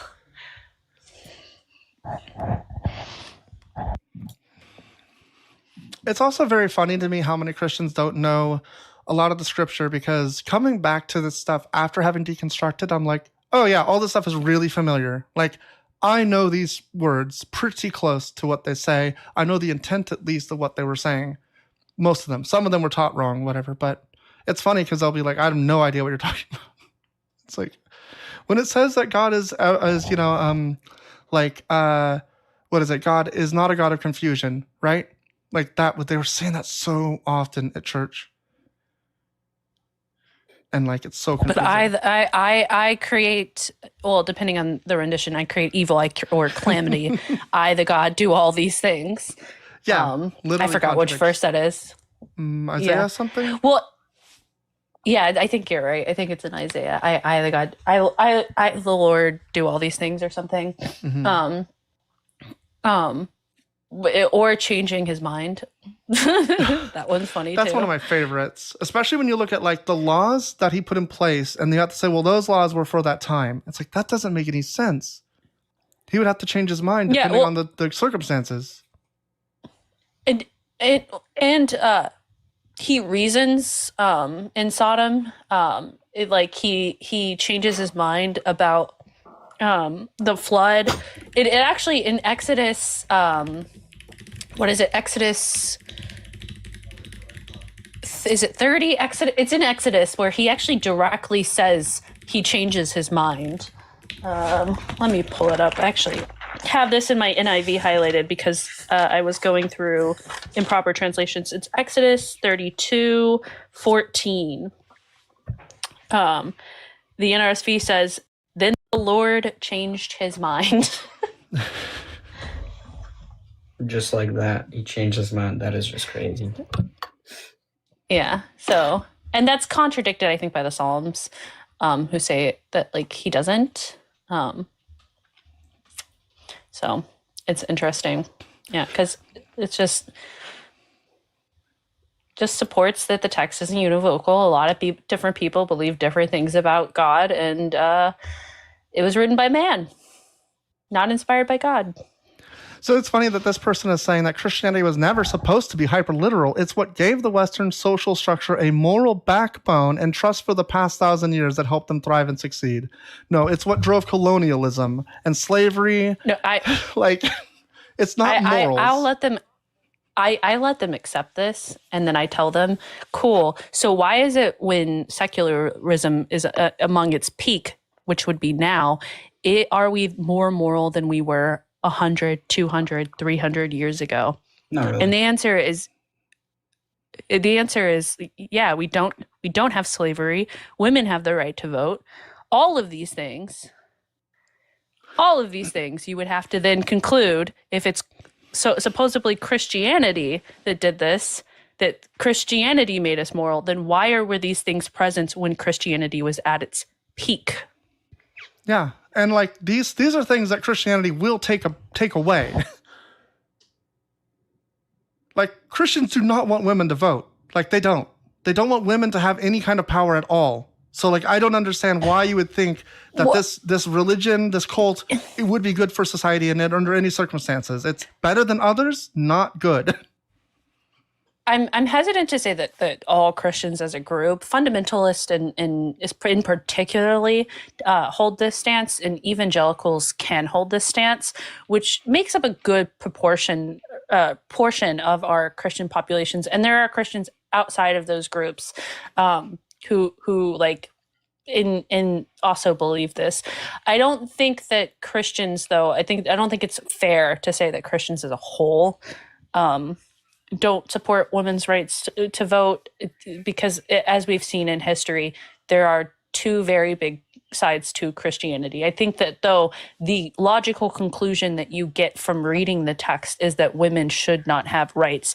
And that lies the problem, is that if you claim to follow this book and that's the conclusion that you can get from it, then it's not a good book. We should ignore it. And that's the only source that you have for your God, is that text.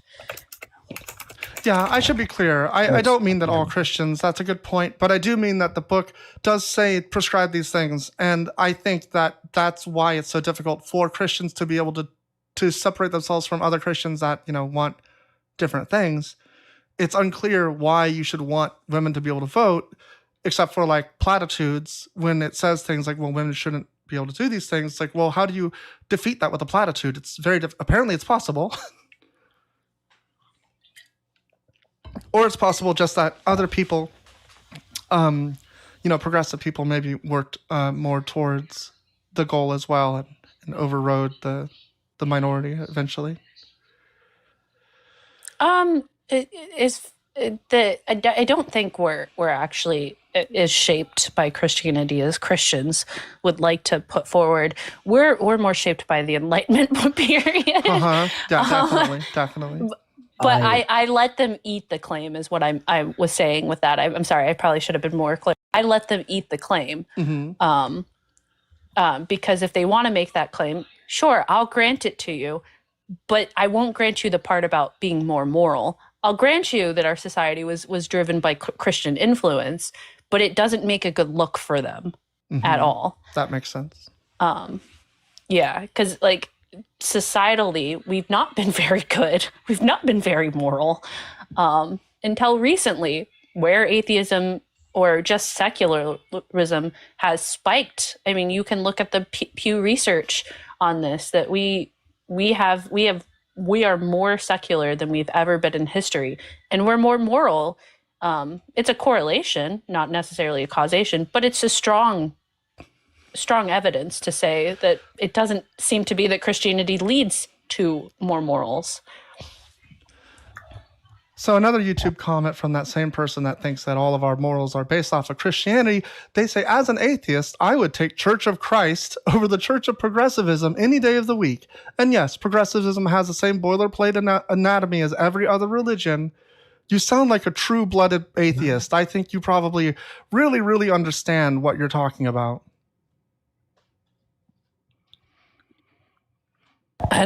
Okay. I mean, you can make the claim that progressive people are cult, but it doesn't fit any of the standard models used in modern psychology for cult behavior.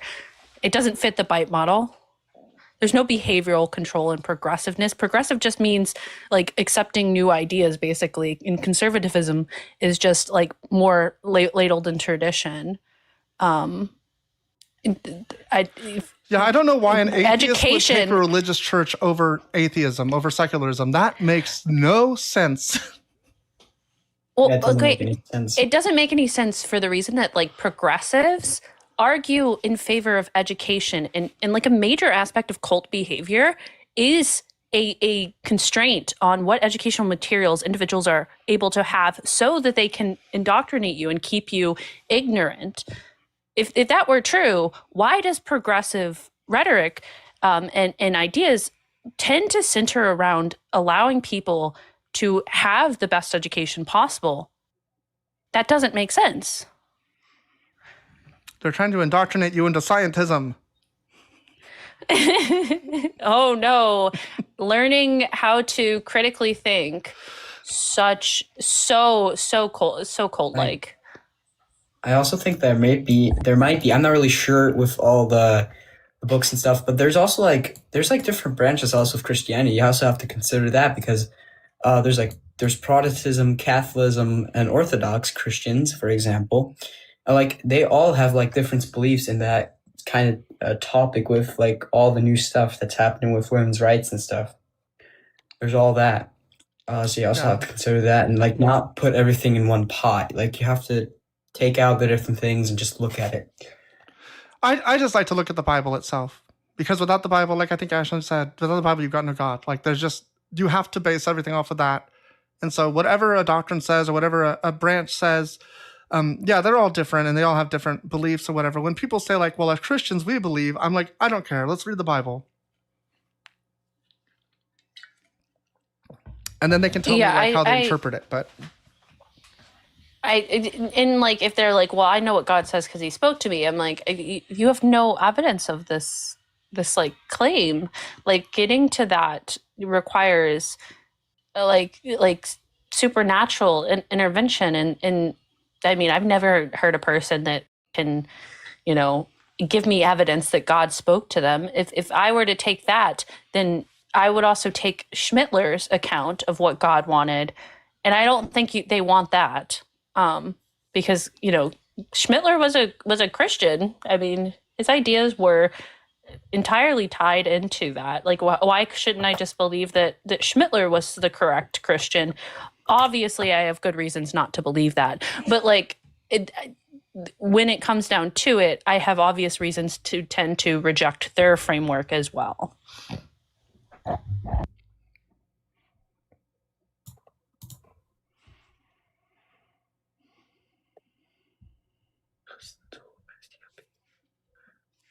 I'm just gonna read something.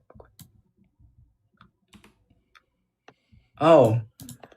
Private Überzeugungen und Ablehnung, Verachtung.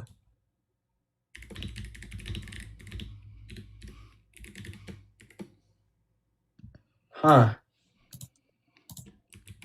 But I found here Schmittler was also like partly like anti-Christian because like it was a Jew. It says here the roots were he saw it as a Jewish invention. Where are you getting this information from? Just reading.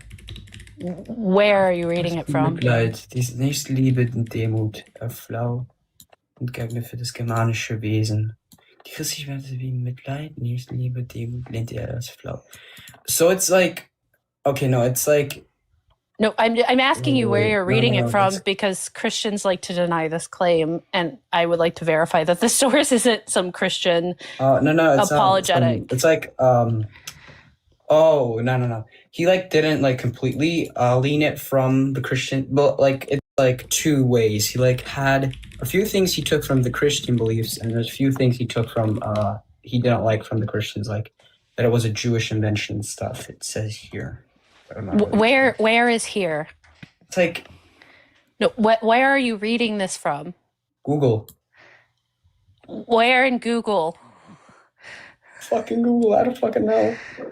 Okay, so this is a Christian apologetic sometimes. I want to make sure and clarify that this is coming from a legitimate, like, educational institution, some sort of, non-biased, like, archive, anything like that. Like, or it's like his own words. It's like I just summarized everything, like, from a lot of websites, there's a summary. Right. So do you understand how that summary gets generated and why it's not reliable? Yeah.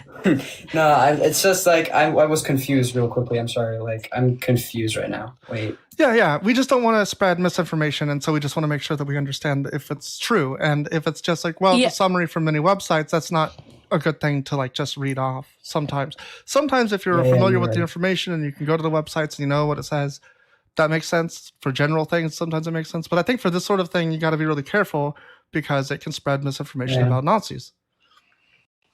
Yeah.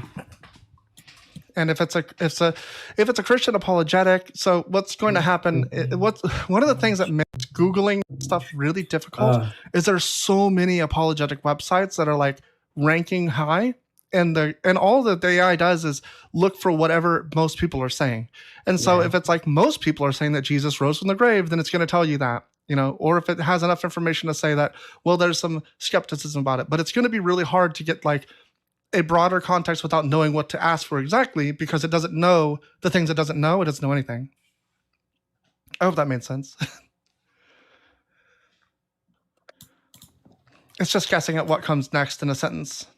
And if enough people have said something, then it will guess that. But you need to be able to cite the source and make sure that it makes sense. Oh yeah.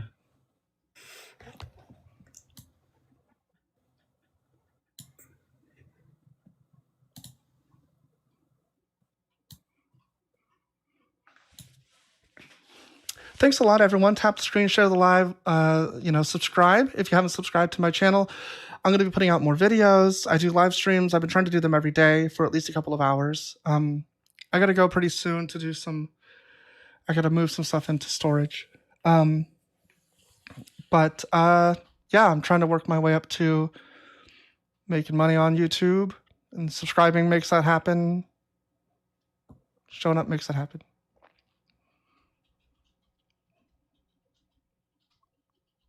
Okay, I pulled up some papers here. There are papers that indicate that he might have had some anti-Christian views.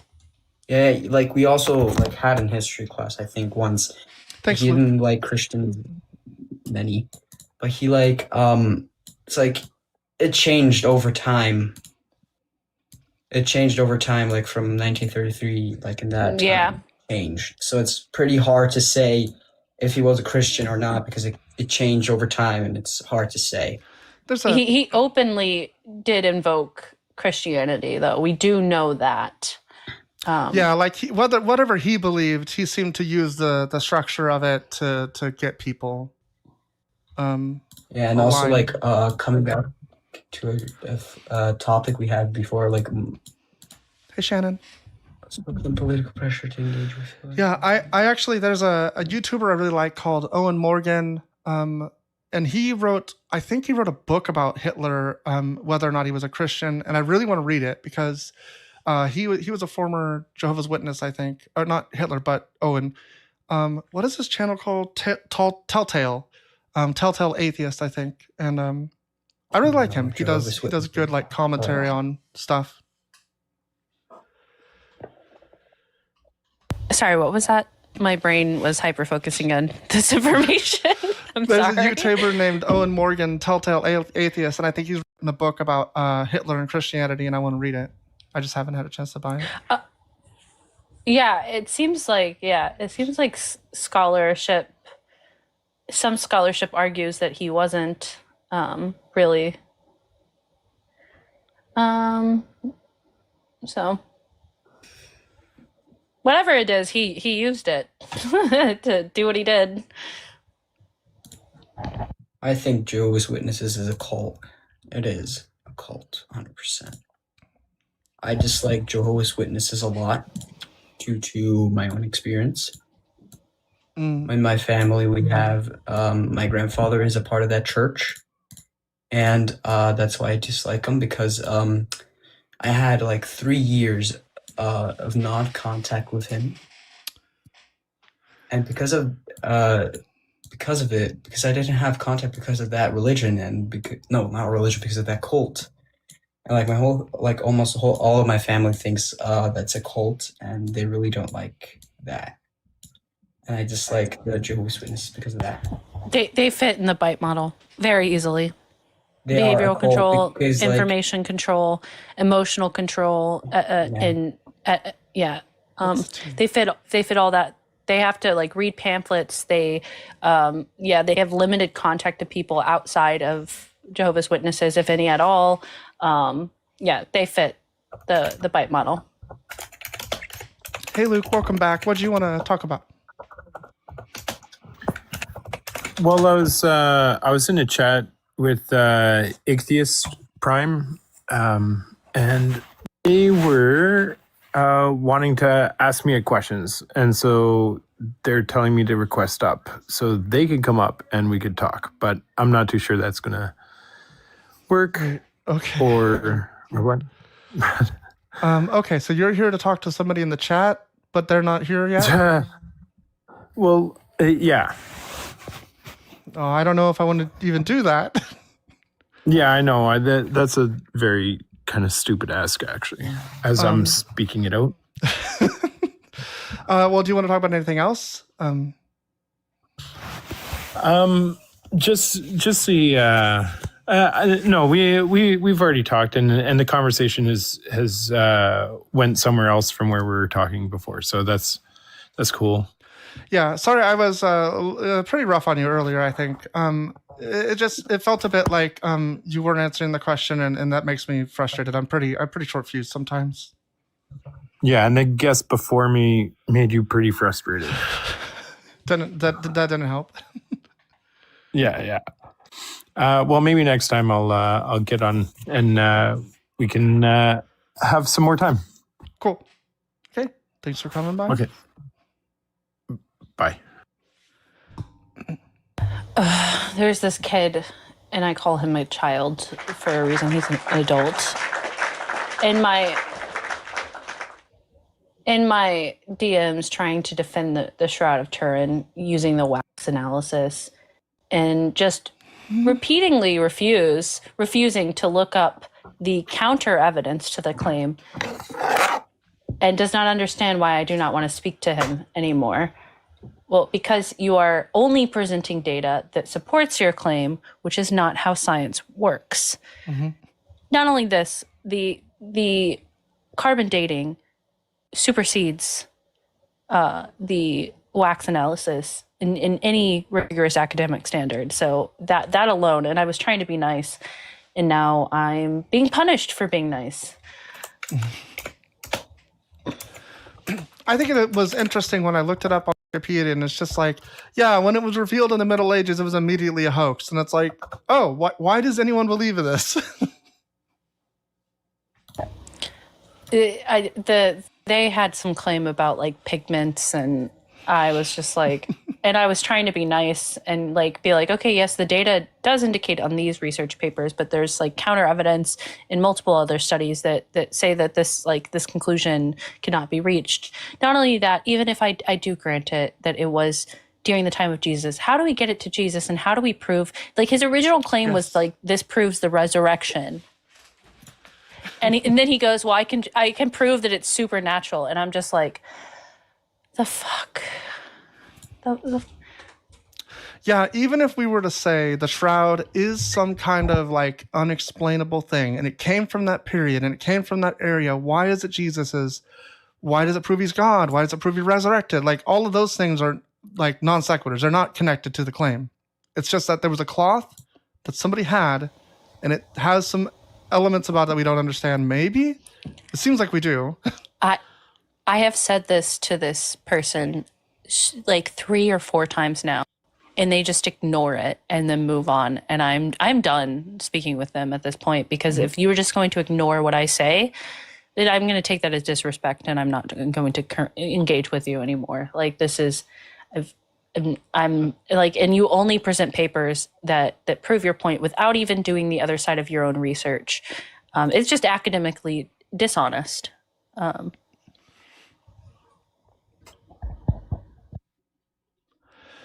If my Also, gospel one thing be, also with the Jehovah's. Oh, sorry. I was just reading the comment. If my gospel be hidden, it is hidden to those that are lost.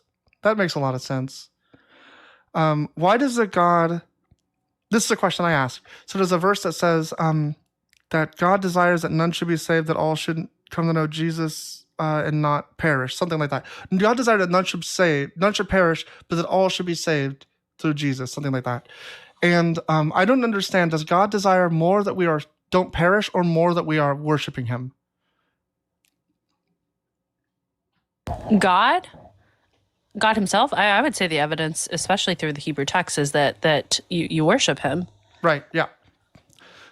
But it's funny because like people act like it's a salvation thing, that he wants like, to actually save you. And it's like, no, he doesn't. That's just part of the punishment. That's just part of the carrot and stick sort of thing to get what he wants. Which is like another part that doesn't make sense. He could just like save us all. Is he not all powerful according to Christians? Exactly. It goes against what they say his nature is. Sorry, Buzz, what? Yeah. Though I don't think the text actually believes Fair. this or presents this idea. Yeah, the omnis are more doctrinal, I think. Or yeah. Brodon, if you want to come up and discuss, I think we're all pretty nice. I don't know Buzz a lot, but he seems nice. They seem nice. I'm not. I bite hard. With consent, though. He's trying to save us all, consent. but you won't choose. Does God get what he wants?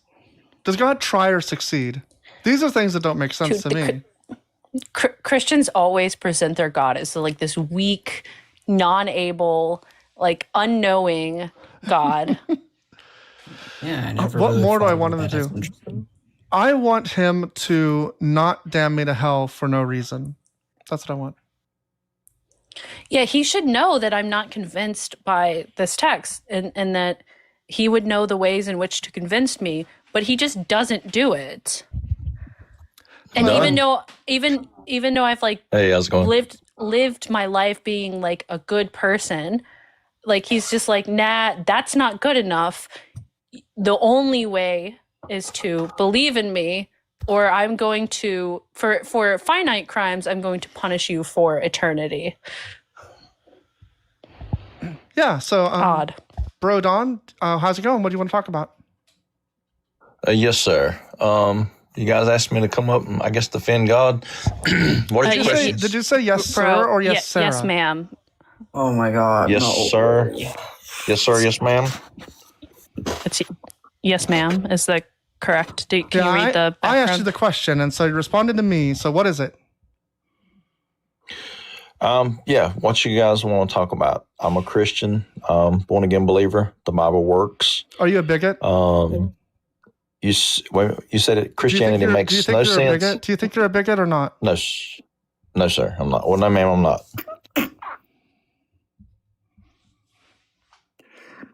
It's just so my so God. ironic. I really wanted It's to talk just to the irony somebody. of it all.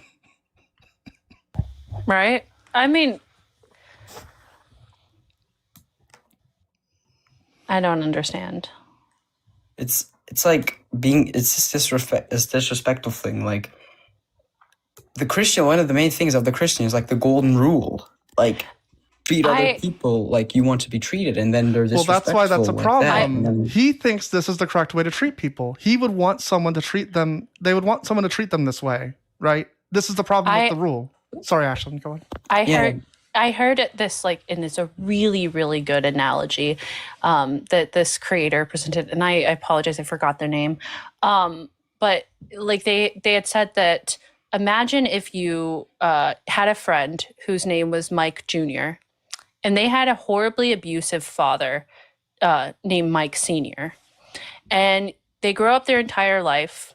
You're like good friends with this person. And one day when you get into college, this individual says, hey, I actually am abandoning the name of Mike Jr. because of all the trauma associated with this. As you know, my father was a drunk. They were abusive to me. And that name brings me great harm. Could you call me, some other name? And this would be like responding to a trans individual being like, it's not within my belief system not to change your name. I've always known you as Mike, and it makes me uncomfortable to call you something else, despite the fact that I know that there's trauma associated with this. So I thought that was a really good analogy. Oh, hey, Cole. Oh, you know Cole? Hi. Yeah. Yeah, I think, I'm not 100% sure, but I think that video was made by Saber. I don't know if that sounds familiar or if you think that's who it was. I'm 24, by the way. Yeah, Saber does a lot of trans content, which is really cool and fun, and they're sick right now, which is sad. They got the new flu. Anyways, hi, Sarah. I'm Hello. Cole. Nice to meet you. Hi, Buzz. Is it... Hello. Okay, can I get your pronouns? Because you're the only person that I don't know. I'm just him, I suppose. Like I don't really use pronouns like in that case. Like if someone says like their pronouns to me, I'll just use them. But like I personally my pronouns are just he, him, I suppose.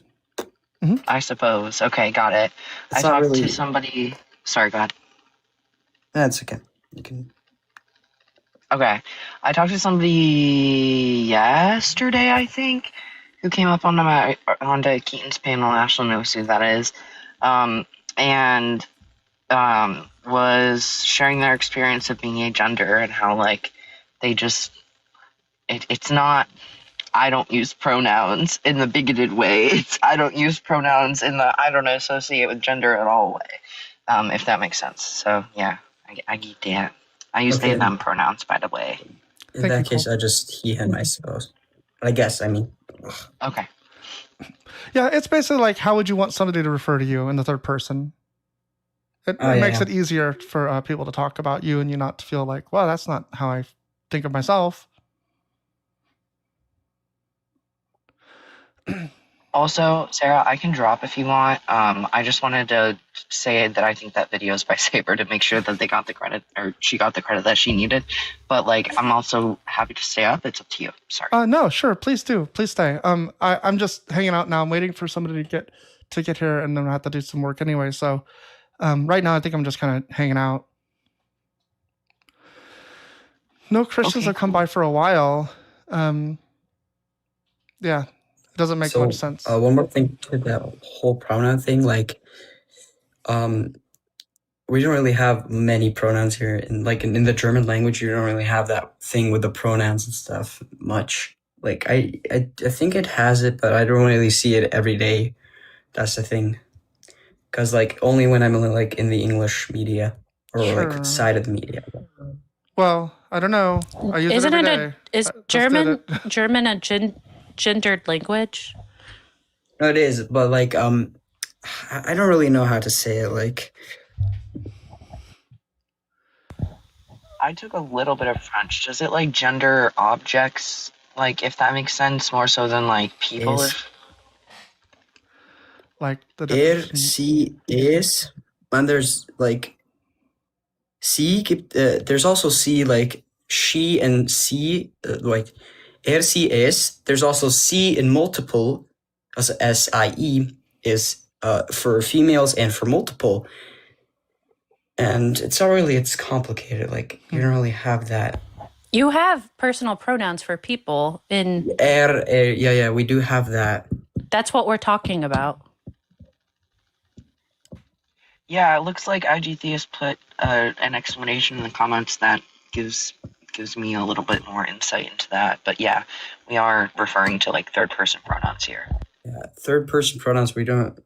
Yeah, sie, I guess, like in the same way. Like sie is like for formal, multiple, and female. Well, no, it looks like that it's when it's lowercase, it's for an individual. When it's capitalized, it's for a group of people, or for they, them, possibly as like a what do you call that again? Plural. Yeah, die, das. Yeah. That's just. But it sounds like the.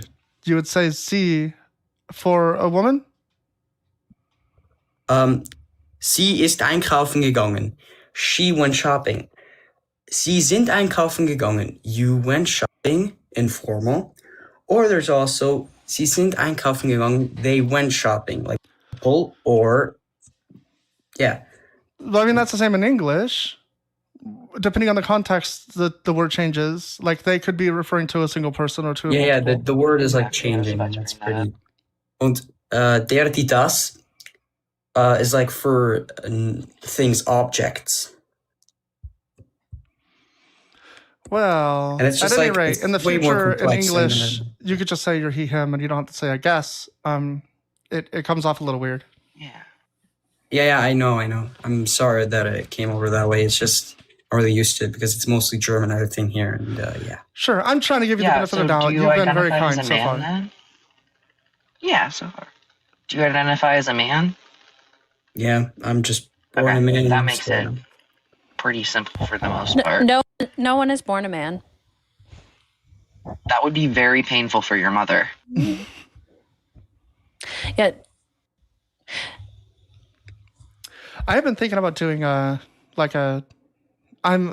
me anything sort of thing. I'm trans, I'm atheist, I'm anarchist. Like I've got a lot of stuff that I bet people would want to yell at me about, but I'm not sure if I want to take that abuse yet. That's so fair. I feel you on that. I have enough people to go live now, but like, it's just, am I ready? Yeah, it took me a long time just to get to here. Like I got the followers I needed a long time ago.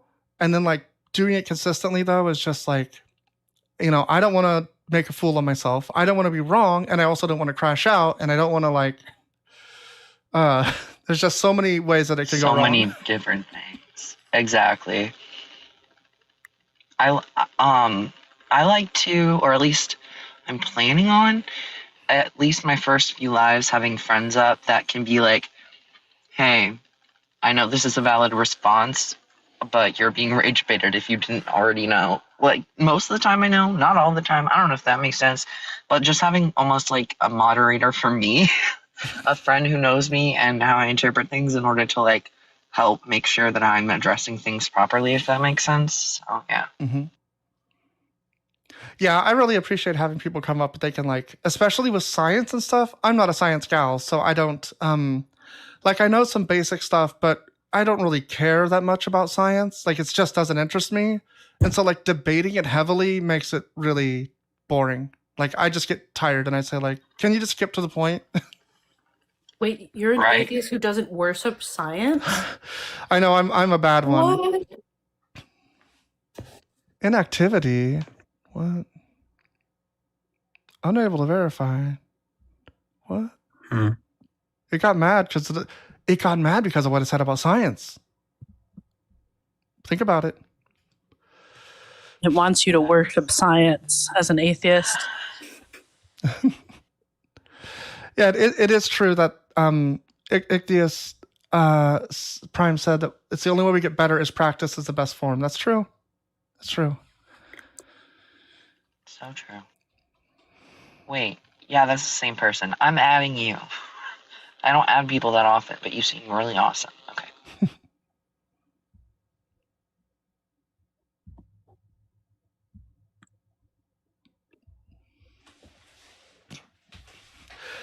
Hey, Chopperly, you're here near the end of the live again. Thank you all for the heart me's and the roses. I see Guardian sent me a rose. Philly Red, Ken and Paper, Heart Me. I got a lot of cool stuff. Thank you, Chopperly, for the Heart Me and the Go Popular. Astronova gave me a Heart Me.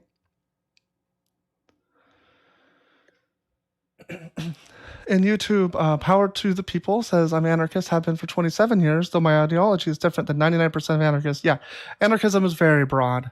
I'm more of like eco-socialist.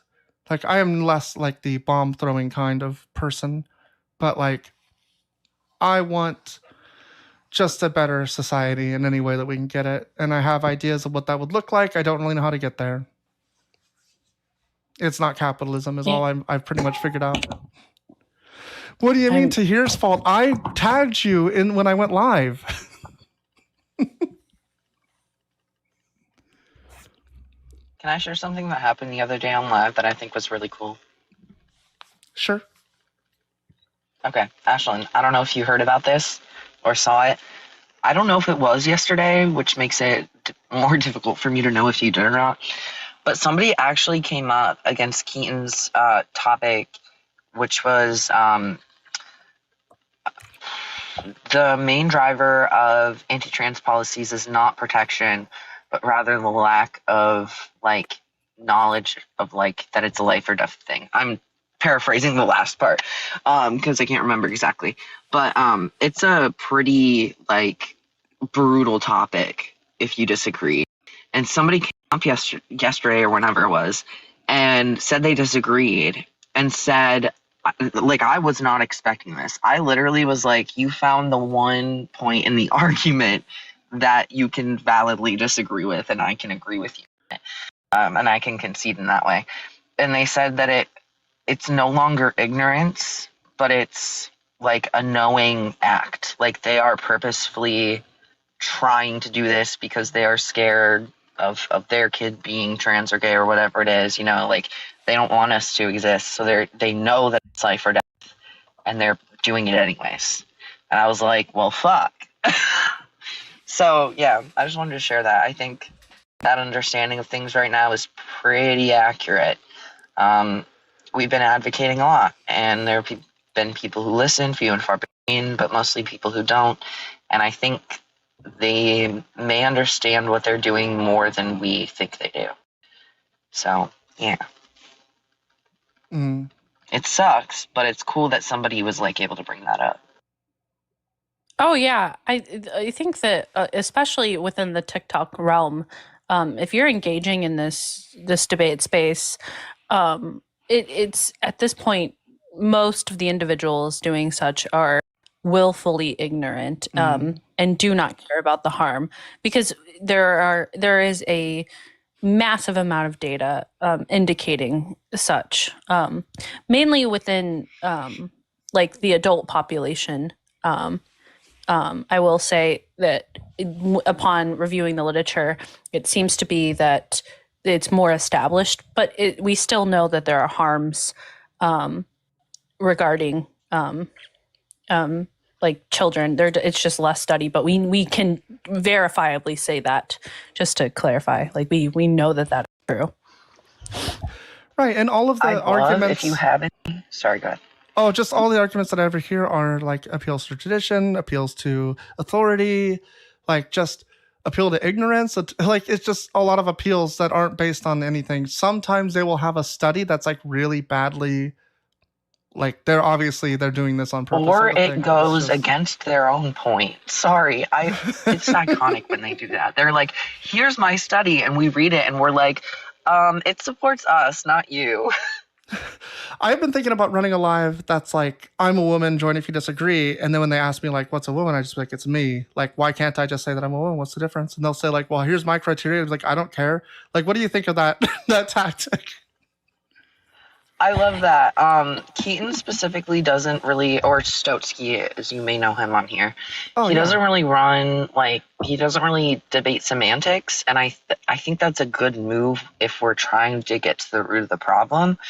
But some people are just ignorant still, and I think at first it was more about educating them. Now it's like, okay, you probably know what you're talking about. You're probably either rage baiting or just like don't care to listen, and you're just wanting to respond, you know? So I think that that's not a bad place to come from either, though, still, especially if you get medical definitions of being a woman. They hate the medical definitions. They really hate them because they're specific enough that they include cis women and trans women of all kinds in order to be able to keep research consistent and all that.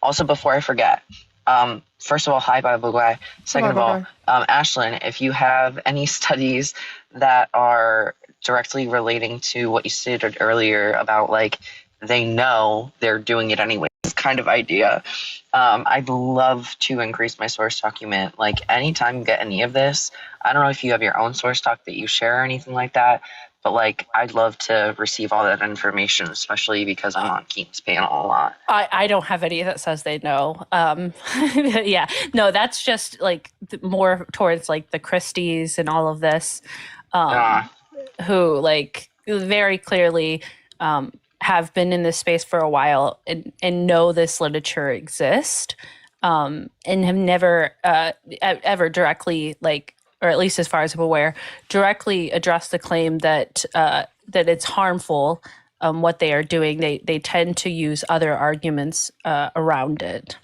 Exactly. Okay, I misunderstood. Thank you for clarifying. When Christy and Envy debated Keaton and I, they picked one topic, which was bone density. And they didn't know how to read fucking Z-scores, no matter how much we explained it to them, which was so funny. So they were just misinterpreting the data, like, awfully. And then the second thing they let me bring up, and I said something along the lines of, like, I we have better. I concede the point that there are risks to, like, HRT, because I think that's the honest position. There are risks to any medical interventions, but but it's less than 1,000 youths in, like, the last decade who we've established to have this type of care, and it is a reserved care. Because I think that's, like, what honestly the literature. I do have literature on that. Yeah, like, there definitely are risks, but when you look into how the Z-scores work and how they're comparing them to your quote-unquote peers, they're comparing trans men to women and trans women to men. I'm talking about, sorry, in children. Sorry. Yeah, I'm also talking about in children. So I guess trans girls to boys and trans boys to girls. Sorry about that, like, misspeaking. I'm usually talking about adults, so I'm not used to using those words as much. But, like, in the studies that we were looking at, Z-scores, like, they're basically a score of where you are relative to your peers. And if you're relating a trans woman to a man, then obviously there's going to be a discrepancy. If they would have rather related trans women to, or trans girls to other girls, they wouldn't have seen nearly as much of a discrepancy because they actually fall in line with the bone densities that cis girls have, if that makes sense, and vice versa also being true. So, like, obviously there are risks more to, like, sterility, if you will, like that I'm aware of. But other than that, like when it comes to bone density, at least, like, okay, yes, there's a quote unquote risk, but it's just as much of a risk as being born as a cis girl.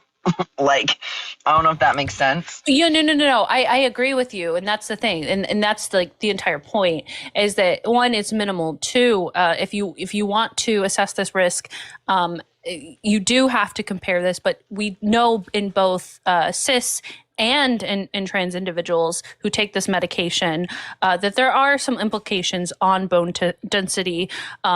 And this is what we should do. We should do a risk-benefit analysis on the individuals. And that's what you do with cis individuals who are on these medications, and why it's established therapies in those realms as well. But it's also, we do have established therapies for HRT in trans individuals who are children.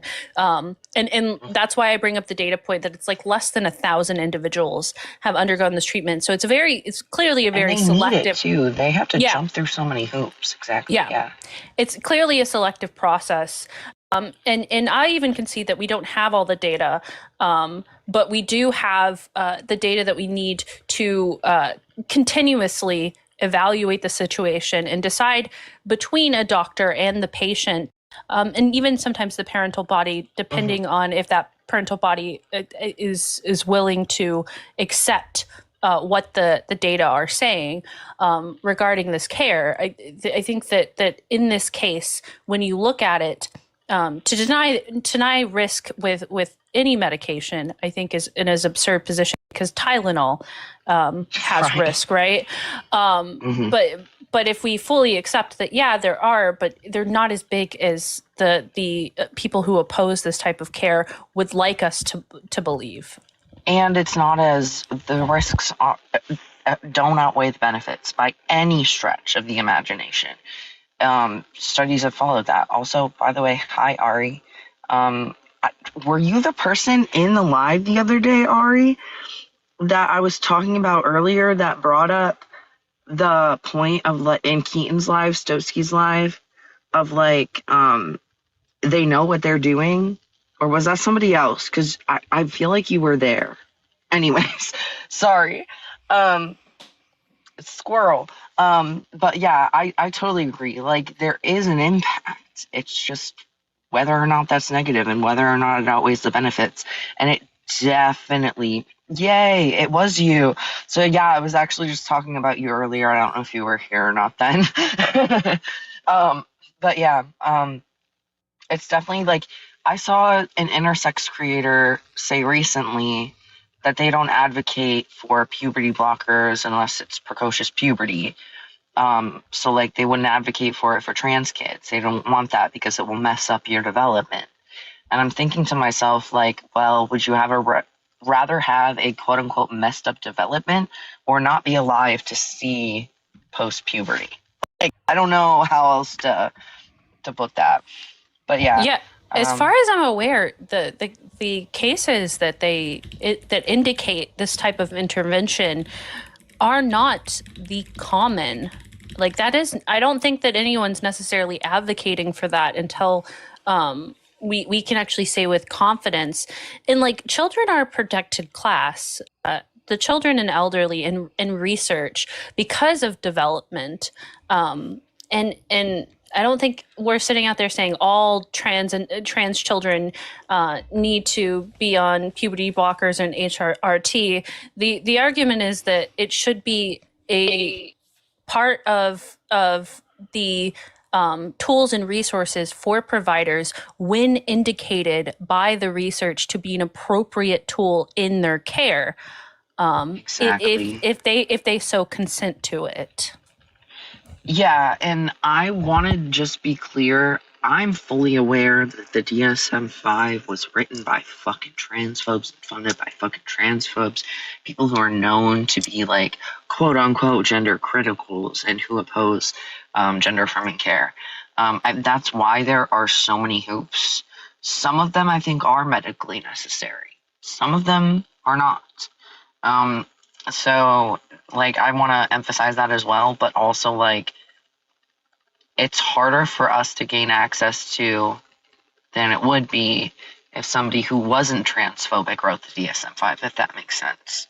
So, like, even anti-trans people should be, like, understanding of how difficult it is and how it is well proven to be medically necessary by the time we get it, if that makes sense.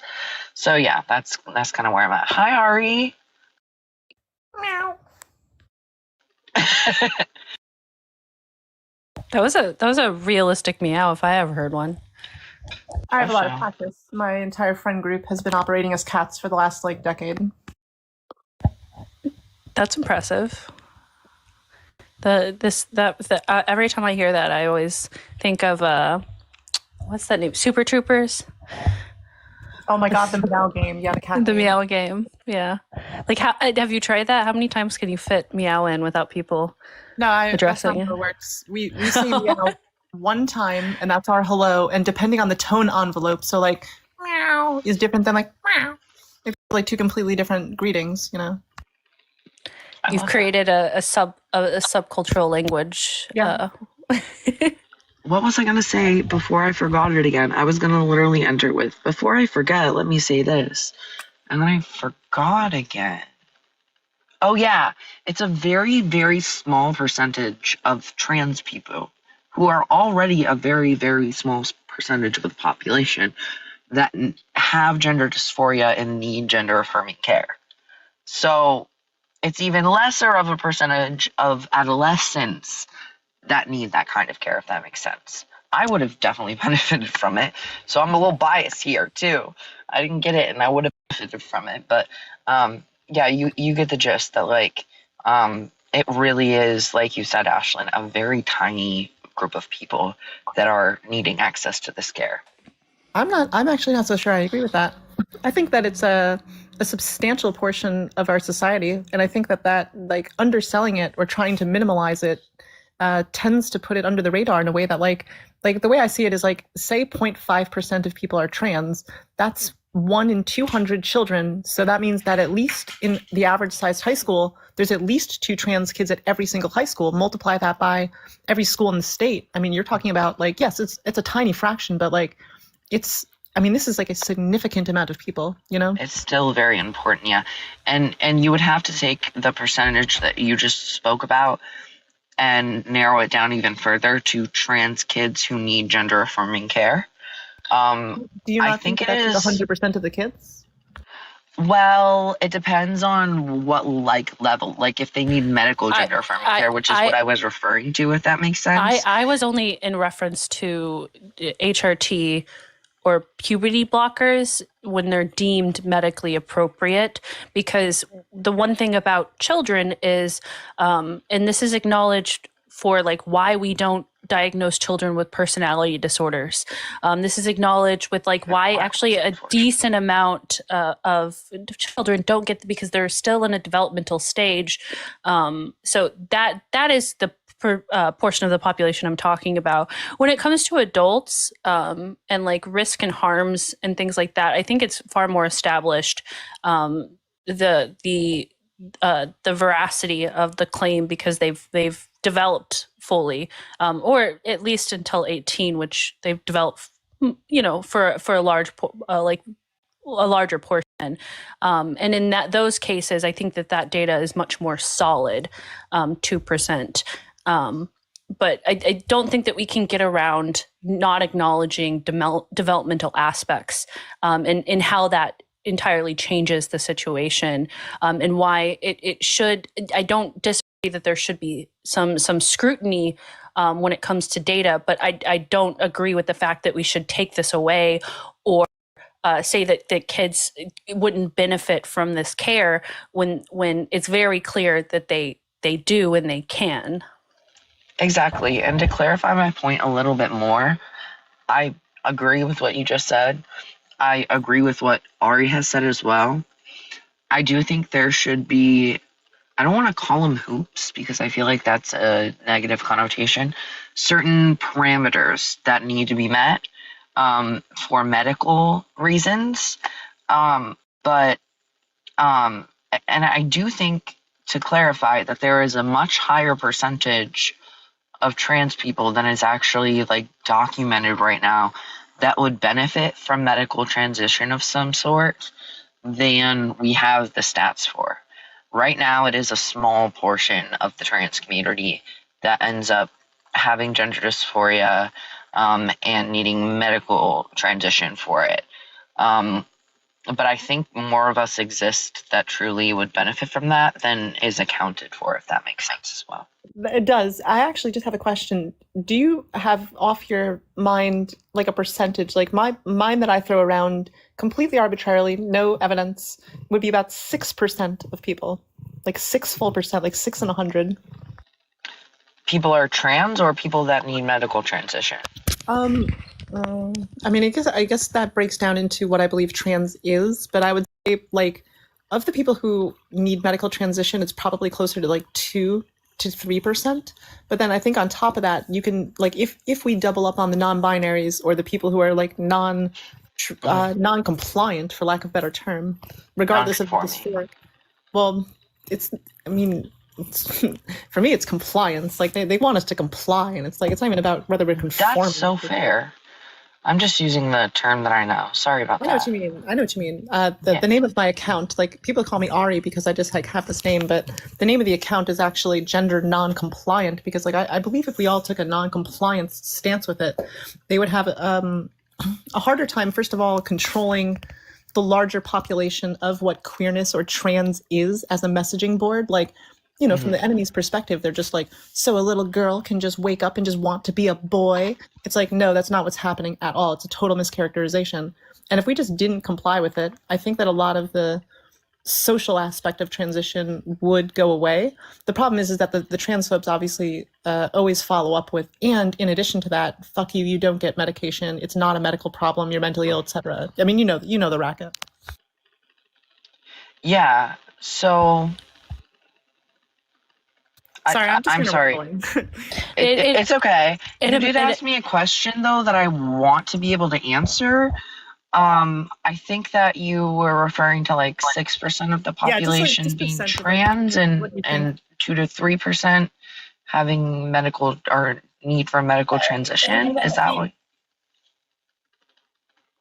Yeah, I'm just curious, you know, like if you just were to throw a number out, like I'm not trying to refute it or start a debate. Like I just. Oh, no, that's really cool. And we're both trans, I think. So like, it's not like, it's totally just good discussion that's got me thinking a lot more. And I really appreciate you bringing up this different terminology and why you say it and all that good stuff as well, and asking all these questions. So I'm going to start with what stats say. And that's that 1 to 3%, and it depends on where you're pulling from, but on average, 1 to 3% of the population is trans. I do not think that's accurate either. I would agree that at least 5. Sorry, what? You think more? Yes, I would agree that at least 5% of the population is trans, and I don't think we'll ever know until we live in a society that either doesn't consider gender or that has a large diversity of gender, if that makes sense, that's accepted. I don't think we'll know what that stat is, but I do think that it's over 5%. I think it would be interesting to do an analysis where we actually compare cultures and their populations on where and like compare it to the type of anti-trans rhetoric that we have, and then kind of like do a sliding scale on societies that don't necessarily have that, and then compare the population numbers to kind of like, I think that it wouldn't get us to a true number, but it might help us understand where this might. So. Yeah, I've not seen a review like that, but I think that would be an interesting way to look at the data. That would be a sick meta-analysis, honestly. I unfortunately have to interrupt. I have to interrupt really quick for capitalism break. Wixie Danger on YouTube sent 5 gift memberships, and I really appreciate it. I just wanted to call it out. Thank you so much. It helps a lot. It helps grow the channel, and I'm going to do stuff with my membership stuff soon. Thank you very much. Sorry for the capitalism break. You're good. But yeah, I think that would give us a better idea of like how impactful the anti-trans like cultural aspects would be in societies, so we can better understand where individuals might be. And maybe this data, agree. maybe this Even data talking exists. about- I don't know. Yeah, I don't know either. I haven't seen if it does. But even in researching indigenous populations that like live on reserves is what we'd call them here in America, at least. But around the world, it's different. And people who are in touch with indigenous cultures typically have a very diverse understanding of gender and sex, both, honestly, from what I've seen. And so comparing that to the kind of cultures we have now would be really, really interesting data. I've always wanted to do the experiment where, like, you take, a group like that. It's exactly what the transphobes are worried about. It's like you take the kindergartners and you say, okay, go choose your pronouns. Like, go choose what color you are aligned with. You are not only limited to blue or pink. And I would be curious to see both the fluidity of self-identity and how that remains either static or not. And I'd be interested in, like, what percentage of, kids just like come out as trans versus just like something more non-compliant, non-conforming. That makes so much sense to me, who knew I was trans at 5, which I think is the age you start kindergarten. Yeah, that was my first introduction to it too. Yeah, I was non-binary, and I don't, obviously I've always been non-binary. I just didn't develop that until I was between the ages of 3 and 7, but I knew I wasn't a girl and I knew I wasn't a boy when I was 5, like I said.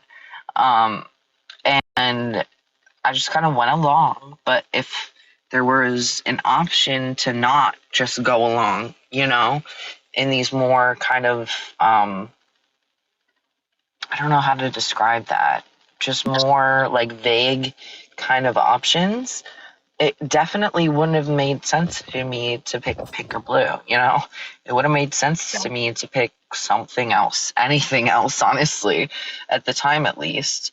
And you could have followed me through my life and seen like, hey, this person's gender identity was consistent from when they were 5 and they picked, freaking black or whatever until their adulthood, So, yeah. I think the Hi, critically Crystal J. Sorry. Yeah, I wanted to say hi to Crystal as well. Crystal comes in, everyone wants to say hi. Hi, Crystal. Hello. Sorry, I'm sorry I ran all over. No, you.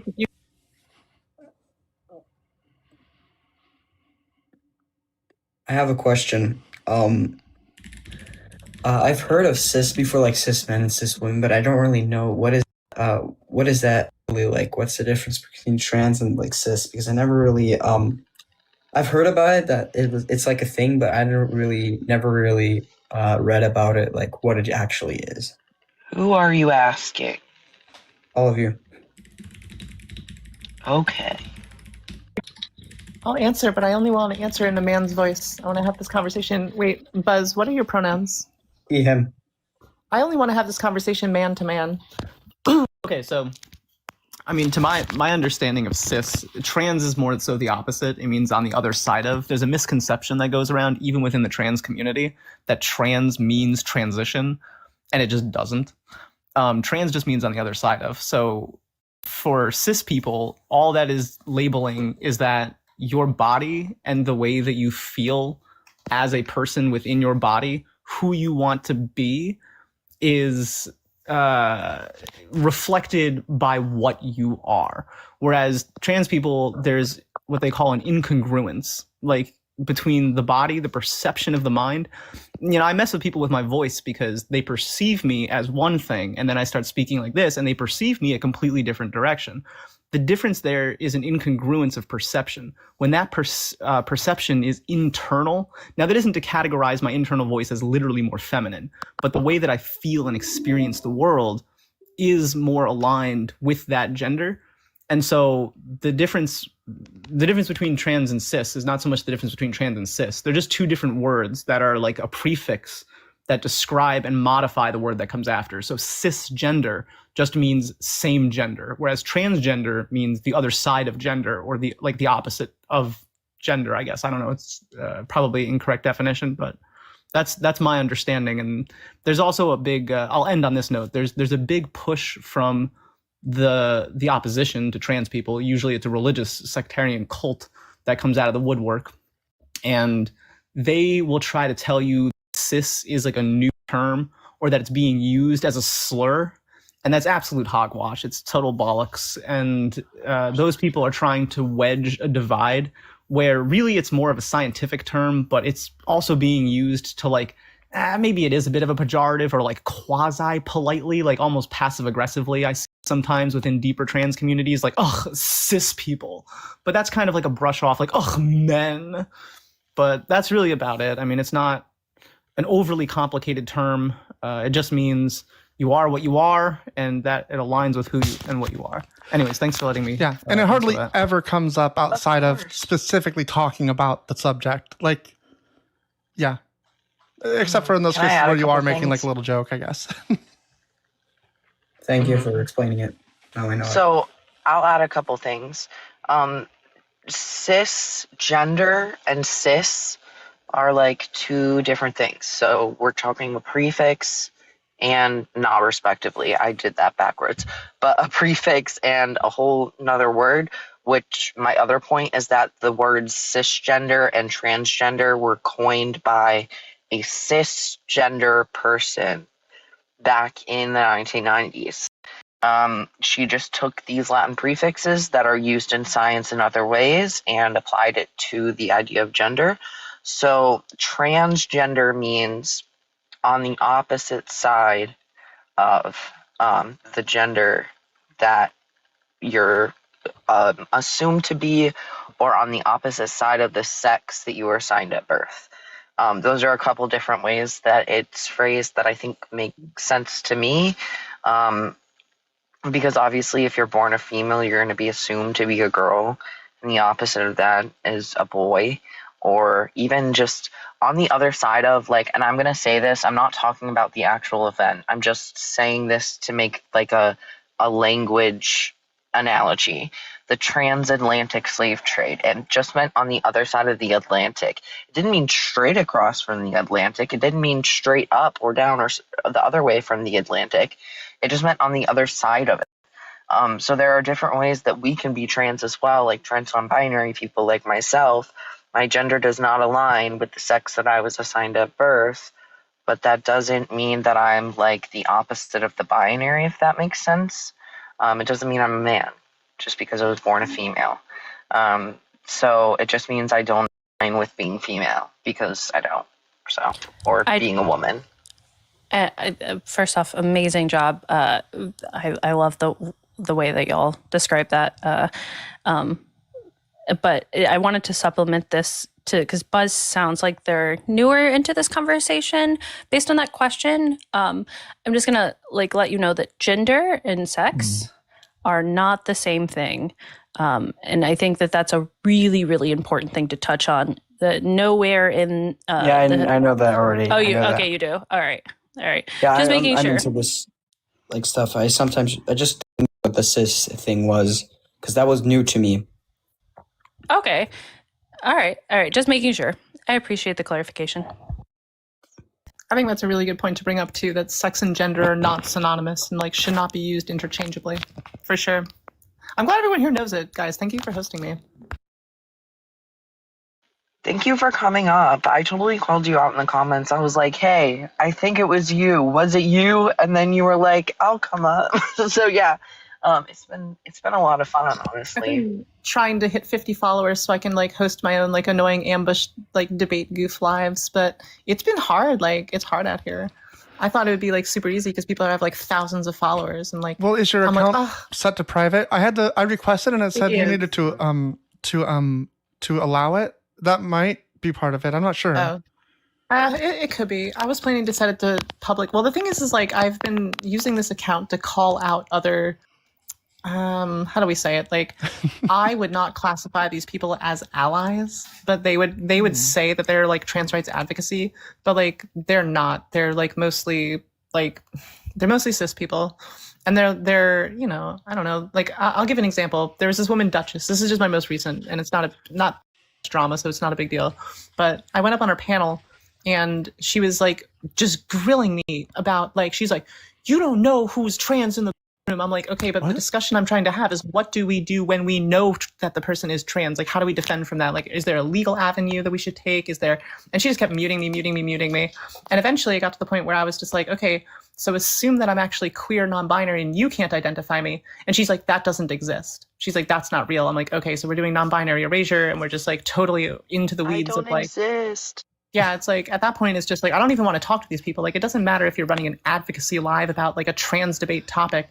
Like, you're not actually doing anything but harming the community. Like at that point, like yes, you're getting one over and you're like winning these quote unquote debates against other cis people, but like go fuck yourselves. Like you're not helping us. Exactly. Wait, they didn't have a. Did they have even a trans individual on the panel to No, absolutely represent? not. And that's actually really important. That's actually a really important What the heck? There's a bunch of these. There's I would say the majority, even like frightening as this is, I believe this is the truth. The overwhelming majority of trans debate topics are led by cis people with only other cis people on the panels. I've been noticing that that's like a huge trend because I'll show up and they're like, Ari, are you even trans? I'm like, do I sound like I'm really trans? Like, just like voice training does not make you trans, but like it should at least like indicate something is different about me. And like they don't know how to respond to that. They're like, well, what do you? Well, I didn't know. And it's like, well, no, that's the problem. Is you don't know. Like you people are like, it's just very frustrating because I get the same amount of ignorance from people who don't actually live the experience through. Like this isn't to diss cis people at all. Like they're our best allies. That we need them. Sure. It's just that there's a lot of people that are chasing clout or just attention. And I find that unfortunately that is the overwhelming majority of streams that I find with hashtag advocacy. And then secondary to that I find are queer, non-conforming, non-binary, and some trans people that are running advocacy or debate lives, but they'll label it as a safe space, but then they don't police it. So it's just an open panel of bigots. And I'm like, bro, this is just a stage for that you're giving to bigotry. Like, stop, bro. I have the perfect story to respond to that with. And I don't think he'd mind me sharing it. He's been okay with me sharing worse things about him in the past. I'll just leave his name out of it. How about that, just in case? But I don't think you'd care. There is a cis person that I know. Wow, if you know who it is, just don't say. You probably all know. But there's a cis person that hosts lives, and there is some weight to like white male privilege. Like people are going to listen to white men more, especially bigots, in the start of these kinds of conversations. And I don't mind him because he's educated, like coming to the table and backing people up. What I do mind is him leaving people up that have said a slur, even though he didn't know it was a slur when it was said. It was brought to his attention later on, and the thing is, I really did have to coach him through it this time, which was shocking to me because every other time I've brought up something to him that just like, okay, this isn't okay for XYZ reasons, he's always just been like, oh yeah, I didn't notice that because of my male privilege or white privilege or whatever it is. Thank you for bringing it to my attention, and corrects it immediately. This time I really had to like walk him through it, which sucked ass, but he did end up listening. He apologized to the people that were directly hurt in the situation, and it posted links in his like stream thing of like lists of slurs used against the trans community. Multiple of them. Like he was looking into it to make sure he didn't make the same sort of mistake in the future, which is what he should have done from the get.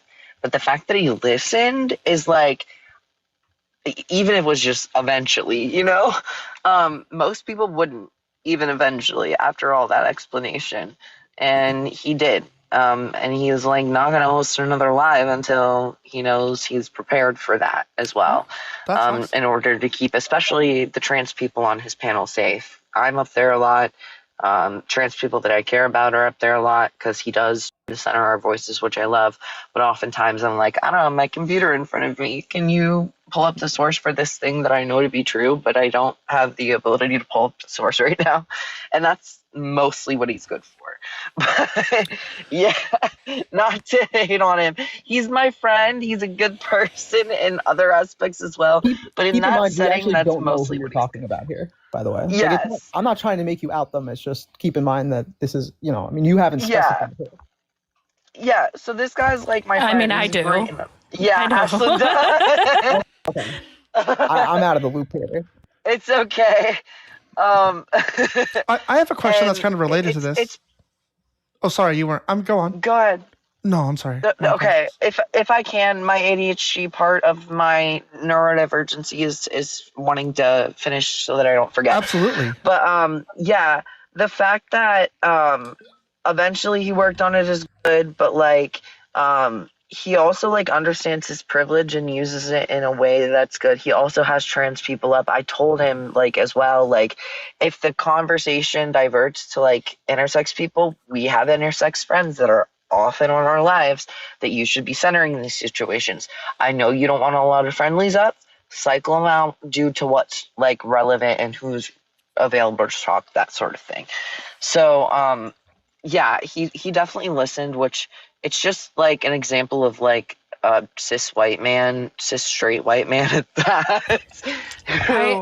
I find it a red flag when a cis host doesn't have any representation on the panel, because as far as I'm aware, if you're not brand spanking new to it, trans individuals are very willing to come up and share their ideas, at least in my experience, and they would like to be a part of the conversation, again, just in my experience. So when I don't see that representation, it generally is telling me maybe they're not actually supported in this space. I think it's a huge spectrum of support. Oh, were you going to go? Sorry. Well, I was curious about something because sometimes I have people come up and they'll drop slurs and whatever at me. And I'm like of two minds of it, right? Where like I can either keep them up to embarrass them, but is that harmful to everyone, including me, obviously? But like, should I just drop them immediately and block them, or should I try to embarrass them more? I'm like kind of confused on that. I mean, ultimately, it's up to you. Oh, absolutely. It depends on your goal personally. We have some fan-fucking-tastic, hilarious, mind-boggling to think about the amount of cognitive dissonance these people have.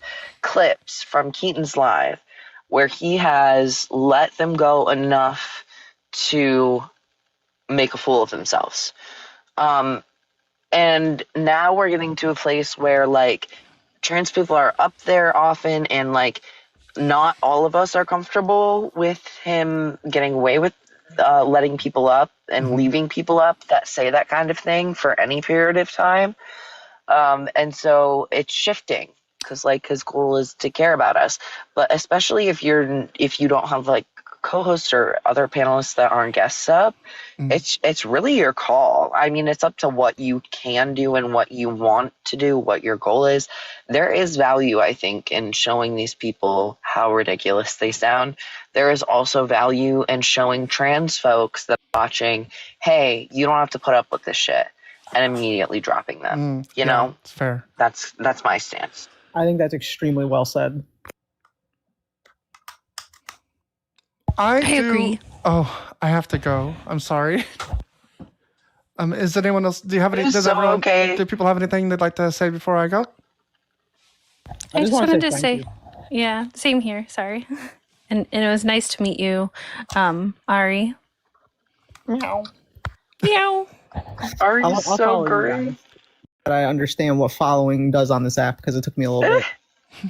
I'll probably be Yeah. hosting my own. My intention when I'm hosting is I think I'm gonna cycle through a bunch of bait, but the bait is gonna be almost mocking in the community. Like one of them is gonna be, it's just gonna say men.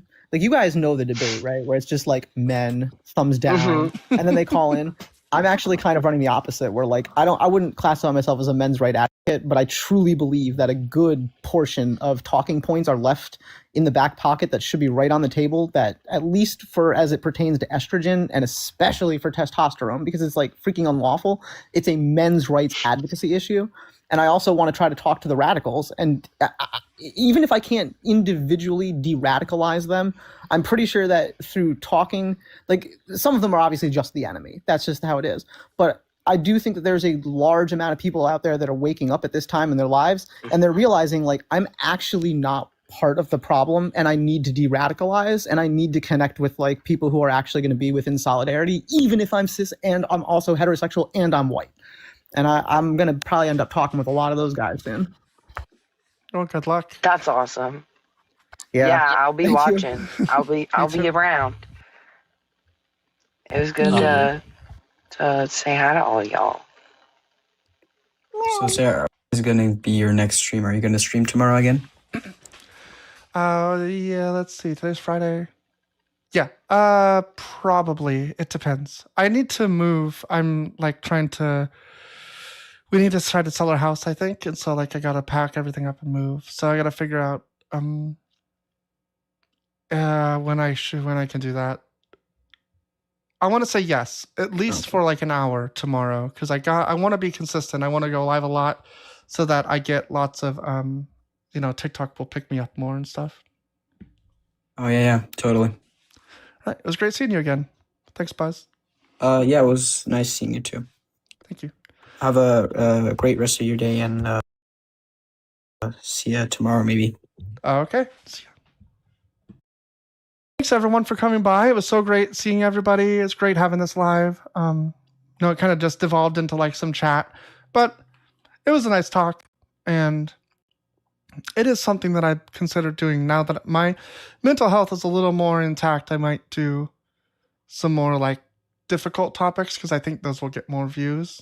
Not gonna lie, that's kind of the point at this point, is to get more people, and then to get more Christians away from their cult. Like whatever I got to do to get that to happen. So, thank you all for coming by, and it was great. I hope there's a live tonight. You should go raid. Who is even on? Like, who's on the TikToks? I see God of Logic. John Cohen. I've been following John Cohen for a while. They're pretty great. Trust But Verify is good. Amadeus Almighty. I like them. Cease to Know. I like Cease. They're very good with philosophy topics. Find any of those people. I'm hoping that Mezzo or Joel go live soon or something. That would be cool. TVV. Is TVV where to be?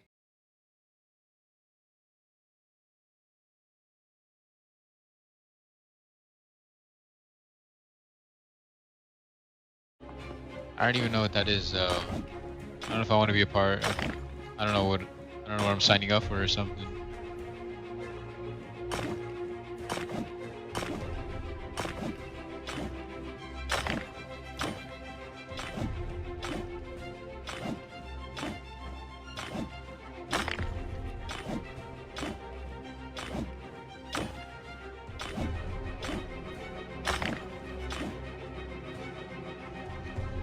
Yo.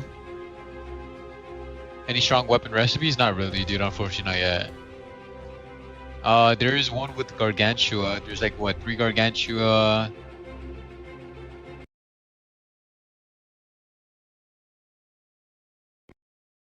What, 3 Gargantua? And then 2 of these. 2 eyesights, and then 3... These 2 Gargantuans, and then the relic one, then those. That's really the only one I know.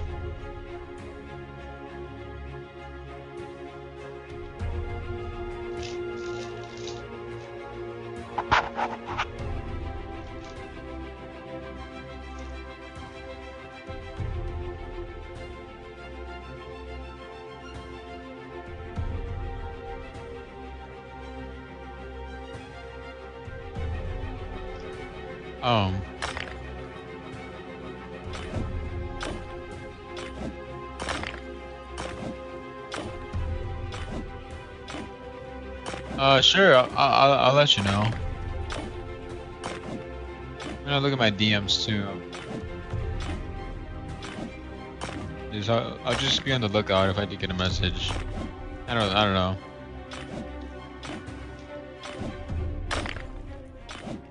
Dude, TTS always messes up for some reason, bro. Creed IMLVL 53, any tips? Like, you see? It always messes up. Bugging out.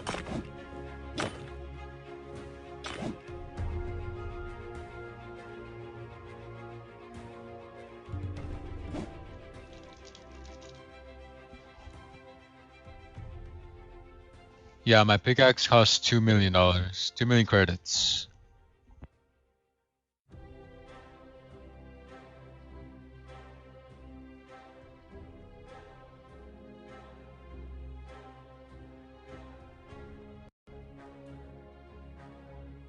ALR tie. Yo Creed IMLVL 53, any tips? Plug. I need more ice and snow.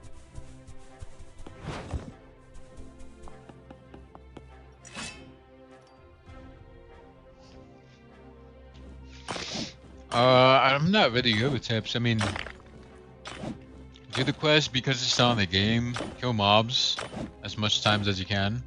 Skip the ores. The ores that you guys have there kind of buns. Not gonna lie.